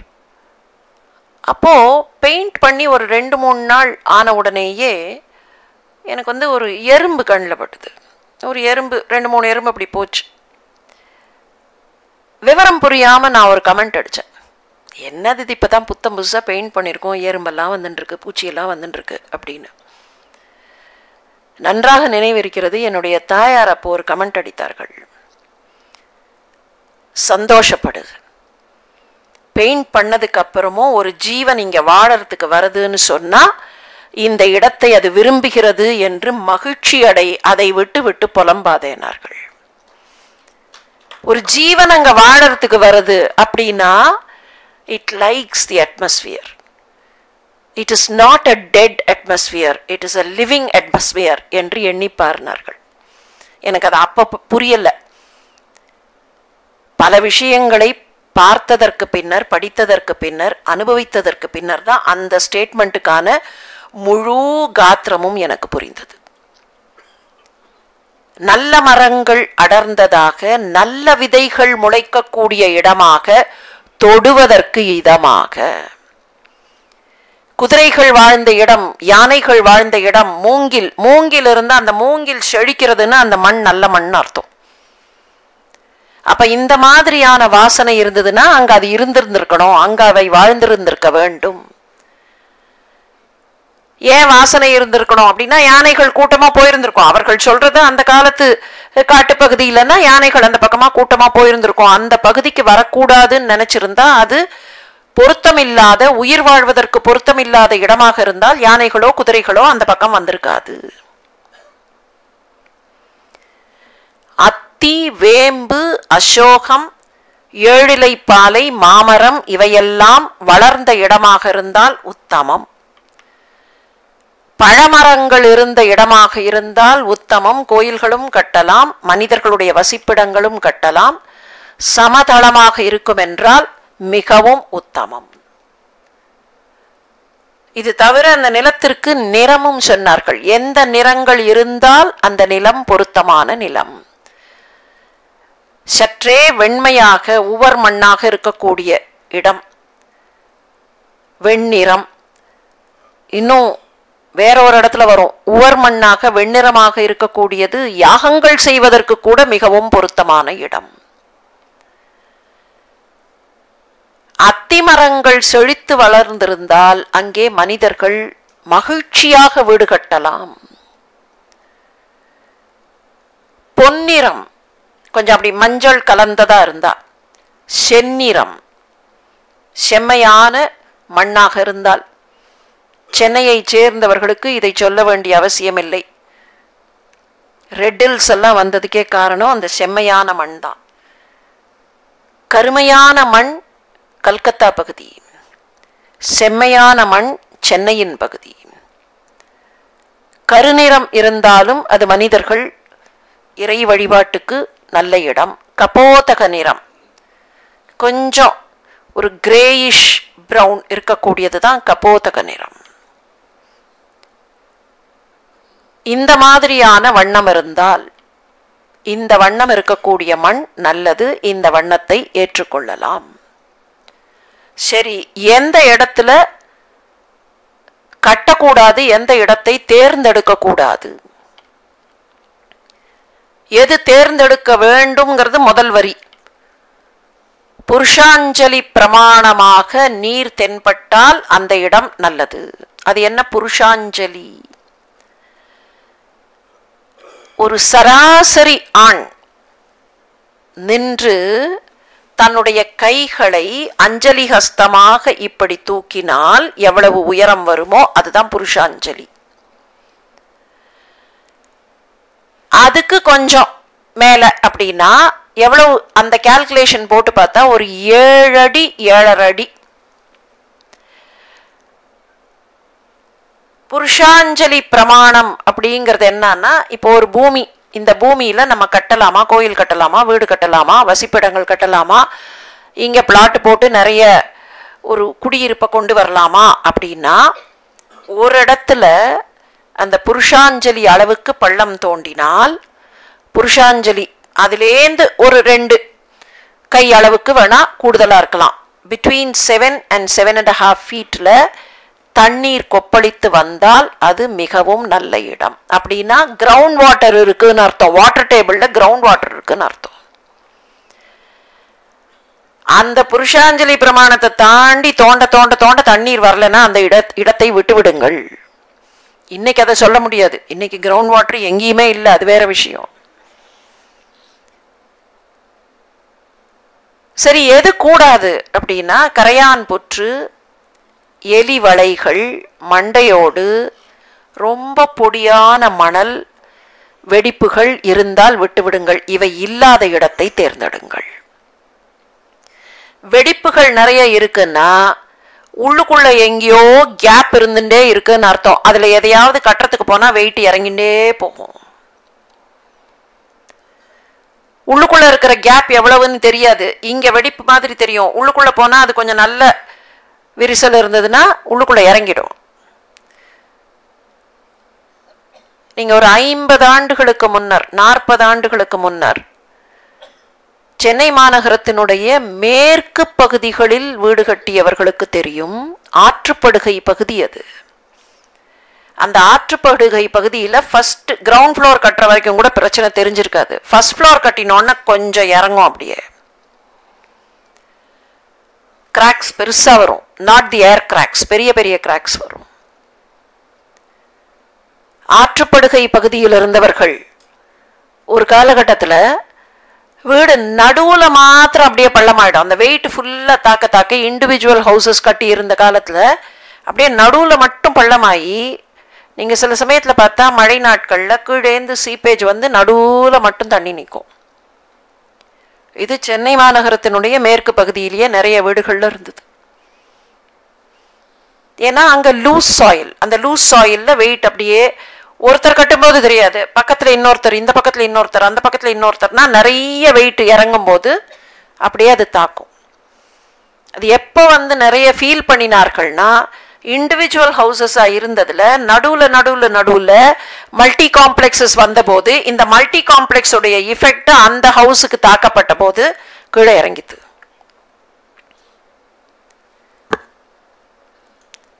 மண்ணே இல்லாமல் சாம்பல் மட்டும் நிறைந்து வெந்த நாற்றமும் ஏராளமான பறவைகளும் சுற்றி வருகின்றன என்றால் அந்த இடம் வேண்டாம். ஏன்னு காரணத்தை புரிஞ்சுக்கலாம். ஏராளமான பறவைகளுங்கும் போது பறவைகள் எதற்காக அந்த இடத்தை சுற்றி சுற்றி வந்திருந்திருக்க வேண்டும்? அவற்றுக்கு நிறைய உணவு கிடைத்திருந்திருக்க கூடிய பகுதி. இதையெல்லாம் விட இதெல்லாமாவது அர்பனைசேஷன் இல்லையே அப்படின்ற மாதிரி நம்ம சொல்லிடலாம். அர்பனைசேஷன் இதுலயும் இருந்திருக்கு. ஆனா இப்ப பாருங்கள், இதுதான் அர்பனைசேஷன் எந்த அளவுக்கு வந்து அப்போதும் கூட அந்த அர்பனைசேஷனையும் முறையாக செய்ய முயன்றார்கள்ங்கிறத பார்க்கிறோம். தொழிற்சாலை அருகில் மனிதர்கள் வசிப்பிடங்கள் கட்டி கொள்ளாதீர்கள். திருக்கோயிலும் கட்ட வேண்டாம், மனிதர்கள் வசிப்பிடங்கள் வேண்டாம்னார்கள். நமக்கு இன்னைக்கு வித்தியாசமா தெரியும். க்ளோசஸ்ட் டு தி ஆக்குபேஷன், எந்த இடத்துல நம்ம வேலை பார்க்குறோமோ ஒர்க் பிளேஸுக்கு பக்கத்துல இருந்தா ரொம்ப ஈஸி இல்லையான்னு நினைப்போம். ஆனா அவர்களுடைய கான்செப்ட் என்னன்னா, தொழிற்சாலையிலிருந்து வெளியேற்றப்படக்கூடிய புகையோ கழிவோ பாதிக்கக்கூடும். இத பல இடங்கள்ல பார்க்கிறோமா இல்லையா? இப்பவும் தொழிற்சாலை கழிவுகள் நதியை அசுத்தம் செய்து விட்டன அப்படின்னு சண்டை போட போறோமே, அப்ப அதுக்கு எவ்வளவு ப்ரிகாஷனரி ஸ்டெப் அது. அதை விட இன்னொரு ப்ரிகாஷனரி ஸ்டெப் தான் அடுத்தது இருக்கிறது. 3-4 சாலைகள் சந்திக்கிற இடத்திற்கு அருகில் கோயில் கட்டாதீர்கள், வீடுகளும் கட்டாதீர்கள். ஒரு ஃபேஸ்ல இந்த ரோடுக்கு பக்கத்துல இருக்கு என்னோட பிளாட்னு சொல்லிக்கிறதே ஒரு பெருமையா மாறி போச்சு. so that the value can be increased. ஆனா எவ்வளவு தூரத்திற்கு தொலைநோக்கு இருந்தது, எவ்வளவு தூரத்திற்கு சொசைட்டல் கான்ஷியஸ்னஸ் இருந்தது. சாலைகளை விரிவு செய்ய வேண்டி வரலாம். 2-3 சாலைகள் சந்திக்கும் போது அந்த இடத்தில் நிச்சயமாக போக்குவரத்து இன்க்ரீஸ் ஆச்சுன்னா சாலைகள் பெரிதாக்கப்படும். அப்படி பெரிதாக்கப்படும் போது நீங்கள் கட்டி இருக்கிற கட்டுமானத்தை மாற்ற வேண்டி இருக்கும். அதற்கு சிதைவு வரலாம், அதற்கு சிக்கல் வரலாம். இது ஆகமம் சொல்கிறது, லேட்டர் இல்ல. ஆகம காலத்திலேயே இவை காணப்படுகின்றன. அப்ப எவ்வளவு தூரத்துக்கு அர்பன் பிளானிங் இருந்திருக்கு.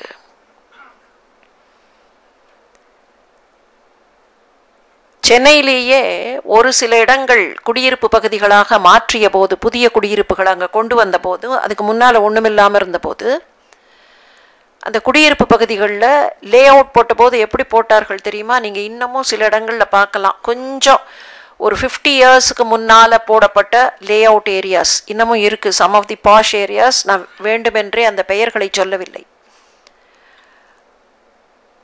அந்த கார்னர் பிளாட்ஸ் போடும்போது, ரோடு இப்படி கட் பண்ணுறதுன்னா கார்னர் பிளாட் போடும்போது அந்த ஒரிஜினல் ஷெட்யூல் மேப் எடுத்து பார்த்தா தெரியும். அது நல்லா இப்படி ஆங்கிள் 90 டிகிரி கொடுக்க மாட்டார்கள். அதை கொஞ்சம் இப்படி கட் பண்ணி கிராஸ் பண்ணி கொடுத்துருப்பார்கள். ஏன்னா ரோடு கொஞ்சம் பெருசாச்சுன்னா அப்படி வாகனங்கள் திரும்பும்போது இந்த ரைட் ஆங்கிள் இருந்தால் கஷ்டம். அது ஸ்பெசிஃபிக்காக ஒரு ஃபேஸில் லே அவுட் போடும்போது டிசைனிங்கில் கொண்டு வந்தார்கள். இப்போவும் கூட சில பெரிய சாலைகளில் நாம் கொஞ்ச நாள் முன்னால், ஒரு 20 வருஷம் முன்னால் பார்த்த சில பிளாட்ஸு, அது அதுக்கப்புறம் கை மாறி அதில் பெரிய பெரிய கன்ஸ்ட்ரக்ஷன் வந்தால் கூட சில இடங்களில் நீங்கள் சென்னையிலேயே, நடு சென்னையிலேயே அடுத்த முறை போகும்போது எந்த இடங்கள் என்று கொஞ்சம் பாருங்கள். சுற்றுமுற்றும் அந்த பிளாட்ஸ் என்ன பண்ணியிருப்பார்கள்னா ஒரு கிராஸ் கொடுத்துருப்பார்கள். அதாவது அது ஆங்கிள் ரைட் ஆங்கிளில் திரும்பாது, அதுக்கு பதிலாக ஒரு சரிவு மாதிரி கொடுத்து கொஞ்சம் அந்த இடம் ப்ராடாக இருக்கும். அதனுடைய முன்னோடி தான் அந்த காலத்தில் அவர்கள் சொன்னது. 3-4 சாலைகள் சந்திக்கும் இடத்திற்கு அருகிலேயும் இல்லங்கள் இருக்கக்கூடாது, கோயில்களும் இருக்கக்கூடாது. இதையெல்லாம் சாதாரணமாக பார்த்தோன்னா நமக்கு இதெல்லாம் ஒன்றும் பெருசாக சயின்டிஃபிக்காக தெரியாது. ஆனால் கொஞ்சம் அப்படி நின்று நிதானிச்சு சிந்திச்சு பார்த்தா தான் எவ்வளவு scientific thinking has gone and எவ்வளவு விஷனரி திங்கிங் ஹஸ் கான். இன்றைக்கு நான் கட்டிவிடலாம், 20 ஆண்டுகள் கழித்து, 50 ஆண்டுகள் கழித்து, 100 ஆண்டுகள் கழித்து இந்த இடம் இன்னமும் பெரிதுபடும். இன்னைக்கு ரோடு போட்டோம்னா 5 வருஷத்துல அந்த ரோடு பிகம்ஸ் இன்அடிக்குவேட்டுங்கிறத பார்க்குறோம் இல்லையா? 5 வருஷம் 2 வருஷத்துலயே இட் பிகம்ஸ் இன்அடிக்குவேட். அப்ப நம்ம thinking is not visionary. Thinking is not thinking about 5 years hence or 10 years hence. ஒன்றை செய்தால், அதுவும் பொது விஷயத்துல, சமுதாய விஷயத்துல ஒன்றை செய்தால் குறைந்தபட்சம் 5 வருஷமாவது அது இருக்கணுமா வேண்டாமா? அந்த 5 வருஷம் கூட அது தாக்கு பிடிக்காதுன்னா திருப்பி மறுபடியும் அதுக்கு ஒரு இன்வெஸ்ட்மெண்ட் போடணும், அதுக்கு மறுபடியும் கேபிட்டல் தேடணும்னா அப்ப எவ்வளவு எக்ஸ்பெண்டிச்சர் போயிட்டே இருக்கும். இதையெல்லாம் திங்க் பண்ணி பார்த்து தான் இது 5 வருடமாவது. ஒரு ஆடிட்டோரியம் கட்டினா இந்த ஆடிட்டோரியம் ஒரு 5 வருஷமாவது கையை வைக்கக்கூடாது. வீடு கட்டும் போது சொல்றோம், இல்லை வீட்டில் ஏதாவது ரிப்பேர் பண்ணும்போது சொல்றோமா இல்லையா, அட்லீஸ்ட் இன்னும் 5 இயர்ஸ்க்கு நான் கையை வைக்கக்கூடாது அப்படின்னா, அதே மாதிரியான ஒரு விஷயத்தை சொசைட்டியில் நினைச்சு பார்க்கணுங்கிறது தான் விஷனரி திங்கிங். அந்த விஷனரி திங்கிங் தான் வேதகாலம் தொட்டு ஆகமகாலம் தொடர்ந்து நம்முடைய முன்னோர்களிடத்தில் இருந்திருக்கிறது. சின்ன சின்ன பயிற்சிகள், சின்ன சின்ன எக்ஸசைசஸ்ல இதை செய்திருக்கிறார்கள். ரொம்ப சின்ன எக்ஸசைசஸ். இந்த இடம் வேணுமா வேண்டாமா அப்படின்னு எப்படி டிசைட் பண்ணார்கள்? குறிப்பாக கோயில்களுக்குன்னா முன்னாலேயே ஒன்று பார்த்துருக்கோம். ஆகமத்துல எந்த இடம் மத்தியமம், எந்த இடம் உத்தமம், எந்த இடம் அதமம்னு சொல்லி ஒரு டிஸ்கிரிப்ஷன் ஒன்று உண்டு. அதுக்கு தொடர்பான பயிற்சிகள் தான் இது. தானியங்களை விதைத்து பார்த்தல். 3 நாள்ல முளை விட்டு வந்ததுன்னா அது உத்தமமான நிலம். 4 நாள் ஆச்சுன்னா மத்தியமம், 5 நாள் ஆச்சுன்னா அதமம். ஏன்னா அந்த முளை விட்டு வருவதற்கு நேர வரத்துக்கு வழி இல்லை. அது கஷ்டப்பட்டு இப்படி தள்ளி அப்படி தள்ளி வருது. இல்லை நீர் பெர்கலேட் ஆகல, வாட்டர் பெர்கலேட் ஆகலைனாலும் அது ஜெர்மினேட் ஆகாது. அப்போ அங்க வாட்டர் பெர்கலேட் ஆகிறதுக்கு இடம் இல்லை அப்படின்னா அது ஜெர்மினேட் ஆகாது. அப்போ டிலே ஆகும். அந்த நிலம் அதமம். இதுக்கு அடுத்தது இன்னொன்னு சொன்னார்கள். முளைத்து அந்த இடத்தில் முளைத்து விட்டது, பக்குவமாக இருக்கிறது, அந்த முளை விட்டு வந்தது அந்த செடியோ எதுவோ ஒன்று, அது பக்குவமாக இருக்கிறதுனா அந்த பலன்களோடு காளைகளையும் பசுக்களையும் கன்றுகளையும் விடுங்கள். 2-3 நாட்களுக்கு அவை அங்கே இருக்கட்டும். என்ன அகேன், முளைச்சு வந்திருக்கிறது கம்பேட்டபிள் வித் லைஃபா இல்லையா? அது கம்பேட்டபிள் வித் லைஃப்னா இந்த காளையோ பசுவோ அங்க இருக்கும், இல்லைன்னா அங்கேருந்து ஓடிடும். அதுக்கு இருக்கக்கூடிய சென்ஸ்ல கண்டுபிடிச்சிடும். அப்ப அந்த இடத்துல அது தங்கி இருக்குன்னு சொன்னா it is compatible with life. ரொம்ப சிம்பிளா பண்ண மாதிரி இருக்கு. ஆனா அது இயற்கையோட சேர்ந்து இருந்ததுனால அதை எளிமையாக செய்ய முடிந்தது, ஆழமாக புரிந்து கொள்ள முடிந்தது. பூமியிலேயே 2 விதமான பூமின்னு ஒரு இடத்துல ஒரு குறிப்பு வருகிறது. மயமிதம் அப்படிங்கிற ஆகமம் இந்த குறிப்பை தருகிறது. ஸ்னிக்த பூமி, அஸ்னிக்த பூமி. ஸ்னிக்தனா ஒட்டி கொள்ளுதல், மென்மையாக இருத்தல். ஒட்டிக்கிறத விட மென்மையாக இருத்தல். ஸ்னிக்தமாக இருக்கிறதுனா மென்மையாக இருத்தல். மிருதுவான பூமின்னு சொல்லலாம். மிருதுவான நிலம், கடினமான நிலம். இந்த ஸ்னிக்த பூமியில மண் நல்ல நுண்ணிய மண்ணாக இருக்கும். புருஷாஞ்சலி உயரத்தில் நீர் வரும். புருஷாஞ்சலி அளவுக்கு தோண்டினால் அங்கே நீர் வரும். கடினமான பூமியில சின்ன சின்ன கல்லா இருக்கும், நிறைய கல் இருக்கும். தண்ணீர் உள்ளே நுழைய முடியாத பூமி. இதுதான் முளைத்து வராது. ஏன்னா வாட்டர் பெர்கலேட் ஆகாது.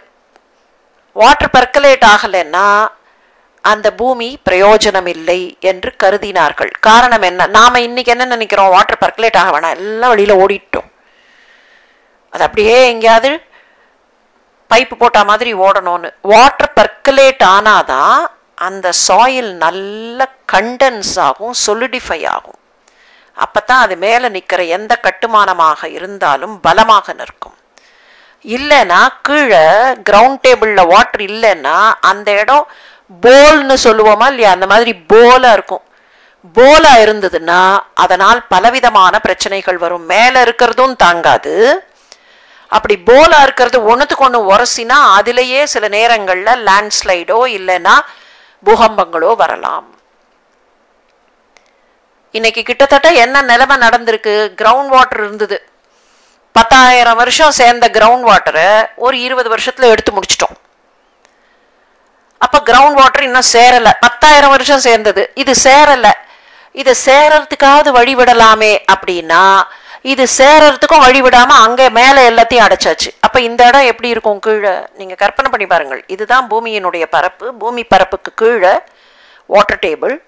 அந்த வாட்டர் டேபிள்ல கிரவுண்ட் வாட்டர்ல இருந்த தண்ணி எல்லாம் போட்டு போட்டு போட்டு நமக்கு தேவை எடுத்து விட்டோம். அப்ப இங்க ஏற்கனவே ஹாலோ உருவாயாச்சு.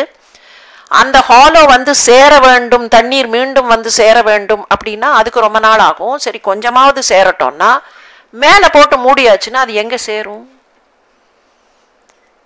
சென்னைக்கான வாட்டர் டேபிள் எங்கேருந்து வர வேண்டும்னு கேட்டா கிட்டத்தட்ட நெய்வேலி பகுதியில் வாட்டர் கேட்ச்மெண்ட் வந்தால் தான் இங்கே வாட்டர் டேபிள் ஃபில் ஆகுமா.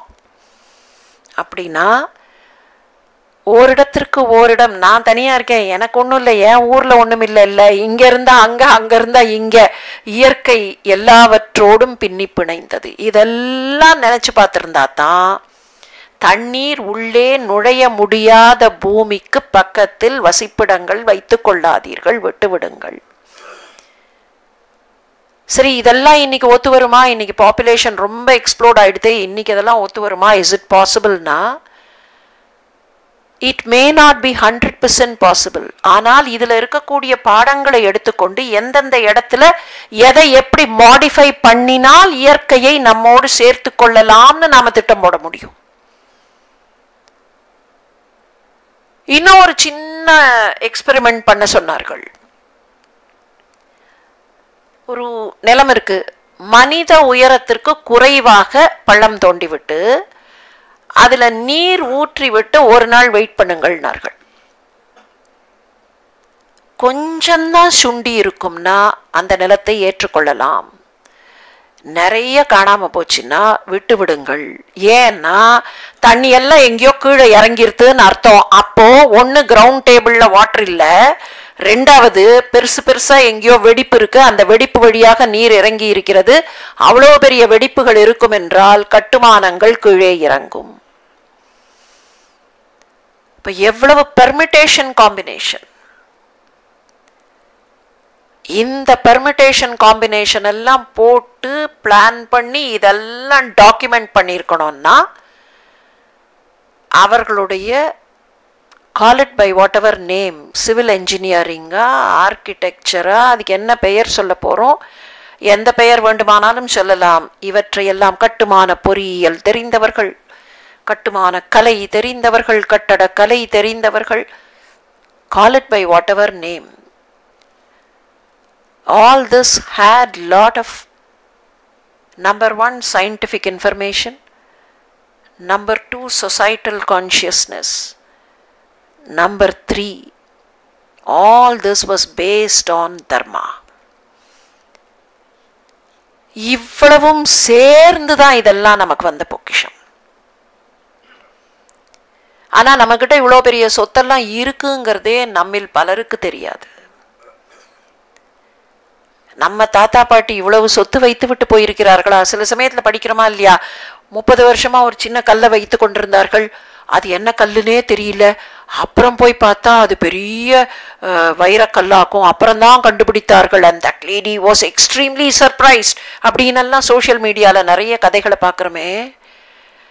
நம்மகிட்ட எவ்வளவு வைரம், எவ்வளவு வைடூரியம், எவ்வளவு நவரத்னம், எவ்வளவு தங்கம், எவ்வளவு வெள்ளி நம்முடைய முன்னோர்கள் தந்திருக்கிறார்கள். இதிலேருந்து எடுத்து if we can harness all this information, இதுல இருக்கிறத நம்ம இன்னைக்கு லெவல்ல என்னென்ன பயன்படுத்த முடியும்னு பார்த்தாலேயே இன்னும் 7 தலைமுறைக்கு சொல்லுவார்களா இல்லையா, 7 தலைமுறைக்கு சொத்து வைத்து விட்டு போயிருக்கிறார்கள்னு. அவர்கள் 70 தலைமுறைக்கு வைத்திருக்கிறார்கள். அதுலேருந்து கொஞ்சம் எடுத்தோம்னா 7 தலைமுறைக்காவது நமக்கு கண்டிப்பாக ஒத்து வரும். கோவில் கட்டுமானங்கள் என்றுதான் இன்றைக்கு தொடங்கினோம். அந்த கோவில் கட்டுமானங்களை பற்றிய இன்னொரு செய்தியை பார்த்துவிட்டு நிறைவு செய்வோம். திருக்கோயில்களுக்கு போகும்போது இந்த கோயில் எப்படி கட்டப்பட்டிருக்கிறது, குறிப்பா விமானங்கள் இல்லைன்னா கோபுர கட்டுமானம், விமானம் தான் பிரதானமாக. அந்த விமானத்தை பார்த்து சொல்லும் போது சொல்லுவார்கள், இது வந்து திராவிட ஸ்டைலில் இருக்கு, this is Dravida style of architecture, this is Nagara style of architecture அப்படிம்பார்கள். இந்த பெயர்கள் நம்மை குழப்பும். ஏன்னா சில வார்த்தைகளுக்கு என்ன அர்த்தம்ங்கிறதே நமக்கு இன்னைக்கு தெரியாது.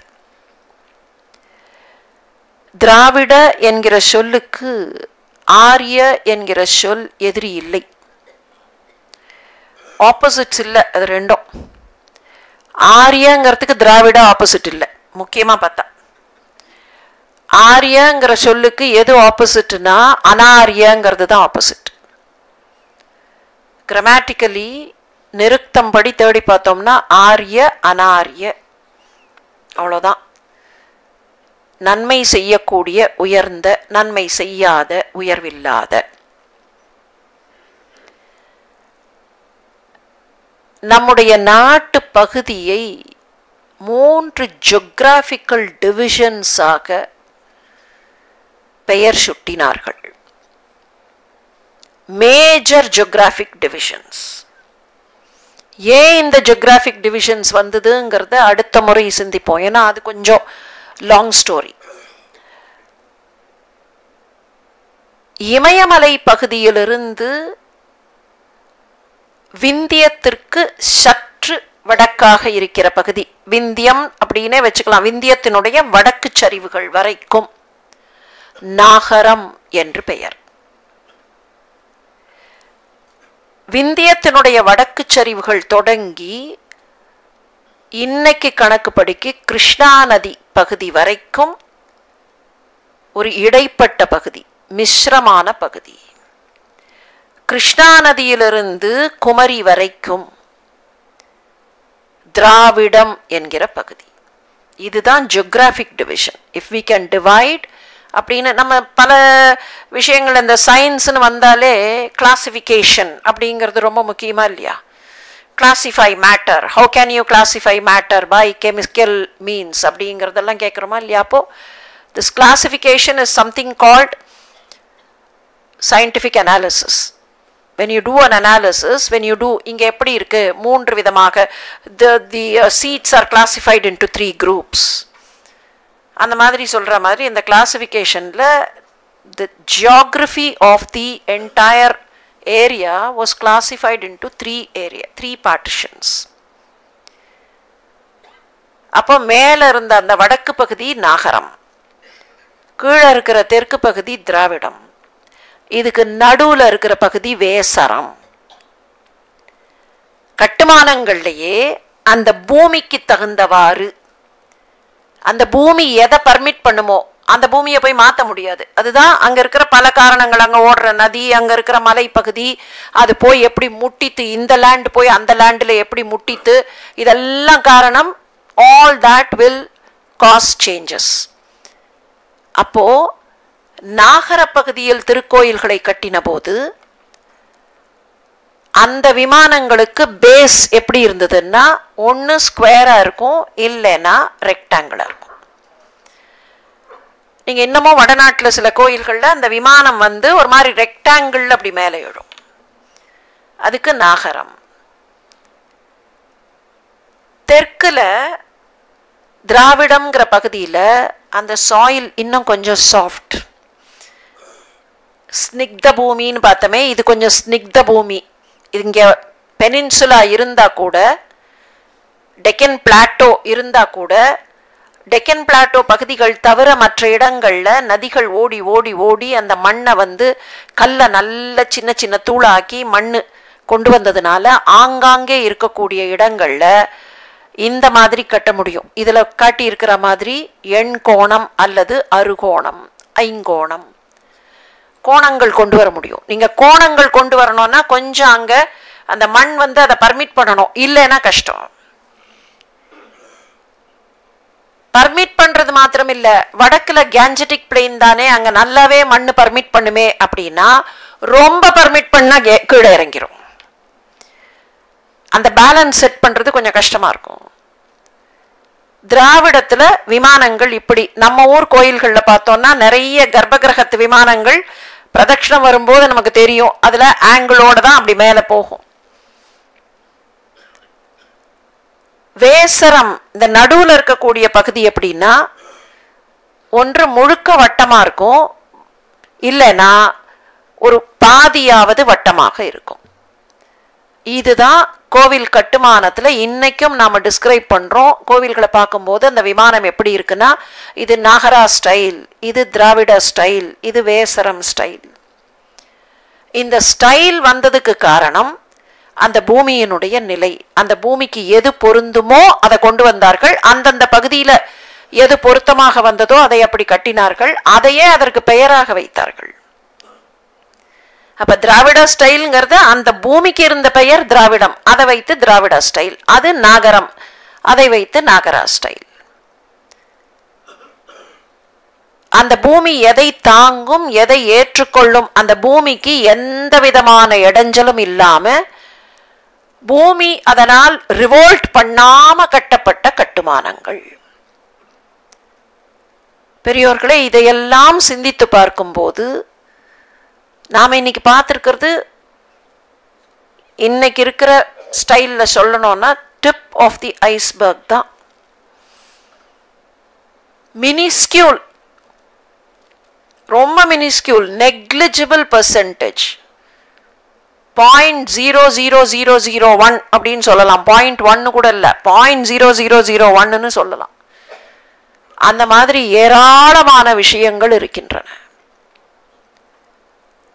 கொஞ்சத்தை எடுத்து நாம பயன்படுத்தினாலேயே நம்முடைய எதிர்காலம் இல்லை, நம்முடைய எதிர்கால சந்ததிகளின் எதிர்காலம் நன்றாக இருக்கும், இயற்கையோடு இயைந்த வாழ்வாக இருக்கும். ஒரு அடிப்படையை புரிந்து கொள்வோம், இயற்கையோடு இயைகிற வாழ்வை நம்முடைய முன்னோர்கள் விரும்பினார்கள். இயற்கையோடு இயைகிற வாழ்வுங்கிறது இஸ் த மோஸ்ட் சயின்டிஃபிக். இதில் என்ன நடந்து போச்சுன்னா, பல நேரத்தில் இந்த எப்படி ஆரியங்கிறதுக்கு திராவிடங்கிறது எதிர்மொழி இல்லையோ அந்த மாதிரி தப்பான ஒரு எதிர்மொழியை நம்ம புரிஞ்சிருக்கோம். சில சமயத்தில் நேச்சுரல் அப்படின்னு சொன்னோம்னா அந்த நேச்சுரலுக்கு ஆர்டிஃபிஷியல் தான் should be the correct opposing word. ஆனால் பல நேரத்தில் நம்ம நேச்சுரலாக இருக்குது அப்படிங்கும் போதே அது சயின்டிஃபிக் இல்லைங்கிற ஒரு எண்ணம் நமக்கு வருகிறது. நேச்சுரலாக இருக்கிறது தான் சயின்டிஃபிக்காக இருக்க முடியும். ரொம்ப நேச்சுரலாக இருக்கிறது தான் நேச்சுரலி சயின்டிஃபிக். ஏன்னா இயற்கை அன்சயின்டிஃபிக்காக எதையும் செய்யறதில்லை, ஆட்டோமேட்டிக்கலி அது சயின்டிஃபிக்காக தான் சில விஷயங்களை செய்கிறது. அந்த சயின்ஸை அப்படியே எடுத்து நம்முடைய வாழ்க்கையில் பயன்படுத்துவது தான் நம்முடைய பாரம்பரியம். ஒரு விஷயம் சொல்லி நிறைவு செய்கிறேன். வாழை இலை அப்படி சுருண்டு வரும் இல்லையா, அது சுருண்டு அப்படியே பிரியும். அது பிரியும் போது எந்த பகுதி முதல்ல பிரிஞ்சுதோ அது கொஞ்சம் சூரியனுக்கு எக்ஸ்போஸ் ஆகும். இன்னொரு பகுதி உள்ளுக்குள்ள சுருண்டு இருக்கிற பகுதி அவ்வளவா எக்ஸ்போஸ் ஆயிருக்காது. நீங்க அது சுருண்டு வரும்போது பாருங்கள், இப்படி வரும், இந்த பகுதி எக்ஸ்போஸ் ஆகிடும், உள்ளே இருக்கிற பகுதி எக்ஸ்போஸ் ஆகாது. அந்த பகுதி வைத்து சாப்பிடும்போது எந்த இடத்தில் இருக்க வேண்டும். அடுத்த முறை எங்கேயாவது வாழை இலை சுருண்டு இருந்தால் பாருங்கள், என்ன பாரம்பரிய மரபு சொல்லுவார்கள், தலைவாழை இலை போட்டால் நுனி இடதுகை பக்கம் வரணும் அப்படிம்பார்கள் இல்லையா. அது எப்படி பிரியும்னா, நாம் இப்படி போட்டு சாப்பிடும்போது இப்போ உங்களுக்கு நீங்கள் இப்படி போட்டால் எந்த பகுதி நம்மை பார்த்து இருக்கிறதோ அந்த பகுதி தான் சூரியனுக்கு ஃபஸ்ட்டு எக்ஸ்போஸ் ஆகிருக்கும். சூரியனுக்கு அது ஃபஸ்ட்டு எக்ஸ்போஸ் ஆகிருக்கும். அப்படி ஃபஸ்ட்டு எக்ஸ்போஸ் ஆகிறதுனால, அப்படி ரோல் ஆகும்போது அது ஃபஸ்ட்டு எக்ஸ்போஸ் ஆகிறதுனால அது நல்ல பக்குவப்பட்டிருக்கும். கம்பேரிட்டிவ்லி உள்ள சுருண்டு இருந்த பகுதியை காட்டிலும் இது பக்குவப்பட்டிருக்கும். பெண்களுக்கு தெரியும், முன்னாலெல்லாம் ட்ரெயினுக்கு சாப்பாடு கட்டுவார்கள், இல்லைன்னா குழந்தைகள் எங்கேயாவது பிக்னிக் போனால் சாப்பாடு கட்டுவார்கள். வாழை இலை வீட்டில் இருந்து வாழை இலையில் கட்டினார்கள்னா என்ன பண்ணுவார்கள் தெரியுமா, கொஞ்சம் நேரம் தாங்கணும்னா லேசாக வாட்டுவார்கள். அந்த ஹீட் ஏறினோன்னா அது கொஞ்சம் நல்லா திக்கன் ஆகிடும், இல்லைன்னா கிழிஞ்சிரும். எந்த பகுதியில் சோற்றை போடுகிறோமோ, எந்த பகுதி வெயிட்டை தாங்கணுமோ அந்த பகுதி should have been exposed already. அது கொஞ்சம் காத்திரமாக இருக்கும். அந்த பகுதி கிழிஞ்சா பரவாயில்ல, இங்கே ஒரு பொரியல் இங்கே ஒரு கூட்டு இருந்தால் பரவாயில்ல, நீங்கள் சாதத்தை வச்சுட்டு நட்ட நடுவில் கிழிஞ்சதுன்னா கஷ்டம். இன்னைக்கு அதெல்லாம் மறந்து போச்சு. ஏன்னா வாழை இலையில் சாப்பிட்றதுங்கிறதே மறந்து போச்சு, வாழை இலையே தெரியல இப்போ இல்லையா. பட் இதில் கூட எவ்வளவு சயின்ஸ் பார்த்தார்கள்ங்கிறதுக்காக சொல்கிறேன். இந்த விஷயத்துல எவ்வளவு சயின்ஸ் இருந்திருக்கு, எவ்வளவு ஆப்சர்வேஷன் இருந்திருக்கு, எவ்வளவு ஆப்சர்வ் பண்ணி இருந்தா, எவ்வளவு அதை பயன்படுத்தும் போது எப்படி பயன்படுத்தலாம் என்பதை பார்த்திருந்தால், வாழ்க்கையை இயற்கையோடு சேர்ந்து வாழ்ந்தால் அது எவ்வளவு சயின்டிஃபிக்கா இருக்கும்ங்கிறத நினைச்சிருந்தா இதையெல்லாம் நம்முடைய முன்னோர்கள் செய்திருப்பார்கள். ஒன்னே ஒன்று, அவர்கள் லேபல் போடலை. இந்த கொஞ்சம் வருஷம் முன்னால் ஸ்கூல் புக்கு வந்த உடனே அகாடமிக் இயர் ஆரம்பத்தில் நல்ல ப்ரௌன் பேப்பரில் அட்டை போட்டுட்டு அதுக்கு லேபல், அந்த லேபல் வாங்கிறதுக்காக சில கடைகள், இந்த கடையில் இருக்கிற லேபல் தான் அழகாக இருக்கும், அந்த கடையில் அதில் சிலதில் பொம்மை போட்டிருக்கோம், சிலதில் விலங்குகள் போட்டிருக்கோம், எல்லாம் இருக்கும் இல்லையா. அந்த லேபல்லாம் வாங்கி ஒட்டிட்டு ஓ லேபலா ஏன் லேபலா எப்படி இருக்குது, அந்த லேபல் ஒட்டுறதுலலாம் ஒரு ஸ்டைல் இருந்தது. மேலே ஒட்டுறதா நடுவில் ஒட்டுறதா, எப்படி வித்தியாசம் கண்டுபிடிக்கிறது நம்ம நோட்டை? அந்த மாதிரி நம்முடைய முன்னோர்கள் லேபல் ஒட்டலை. This is physics, this is science, this is geology, this is dynamics, this is aerodynamics அப்படின்னுலாம் அவர்கள் லேபல் ஒட்டலை. எல்லாவற்றையும் வாழ்க்கை என்று கொண்டு வந்து வாழ்க்கையோடு சேர்த்தார்கள். அவர்கள் கொடுத்திருக்கக்கூடிய அந்த ஞான பொக்கிஷத்திலிருந்து ஒரு சிலவற்றை எடுத்து பயன்படுத்துவோம் என்றால் அதுவே அவர்களுக்கு நாம் செய்யக்கூடிய மிகச்சிறந்த மரியாதையாக இருக்கும் என்பதை நினைவுபடுத்தி, அவர்களுடைய அந்த ஞான பொக்கிஷம் அள்ள அள்ள குறையாத அமுத சுரபிதானே, எனவே இன்னும் கொஞ்சம் அள்ளுவதை அடுத்த மாதம் வைத்துக் கொள்ளலாம் என்பதை நினைவுபடுத்தி இப்போதைக்கு நிறைவு செய்கிறேன். நன்றி, வணக்கம்.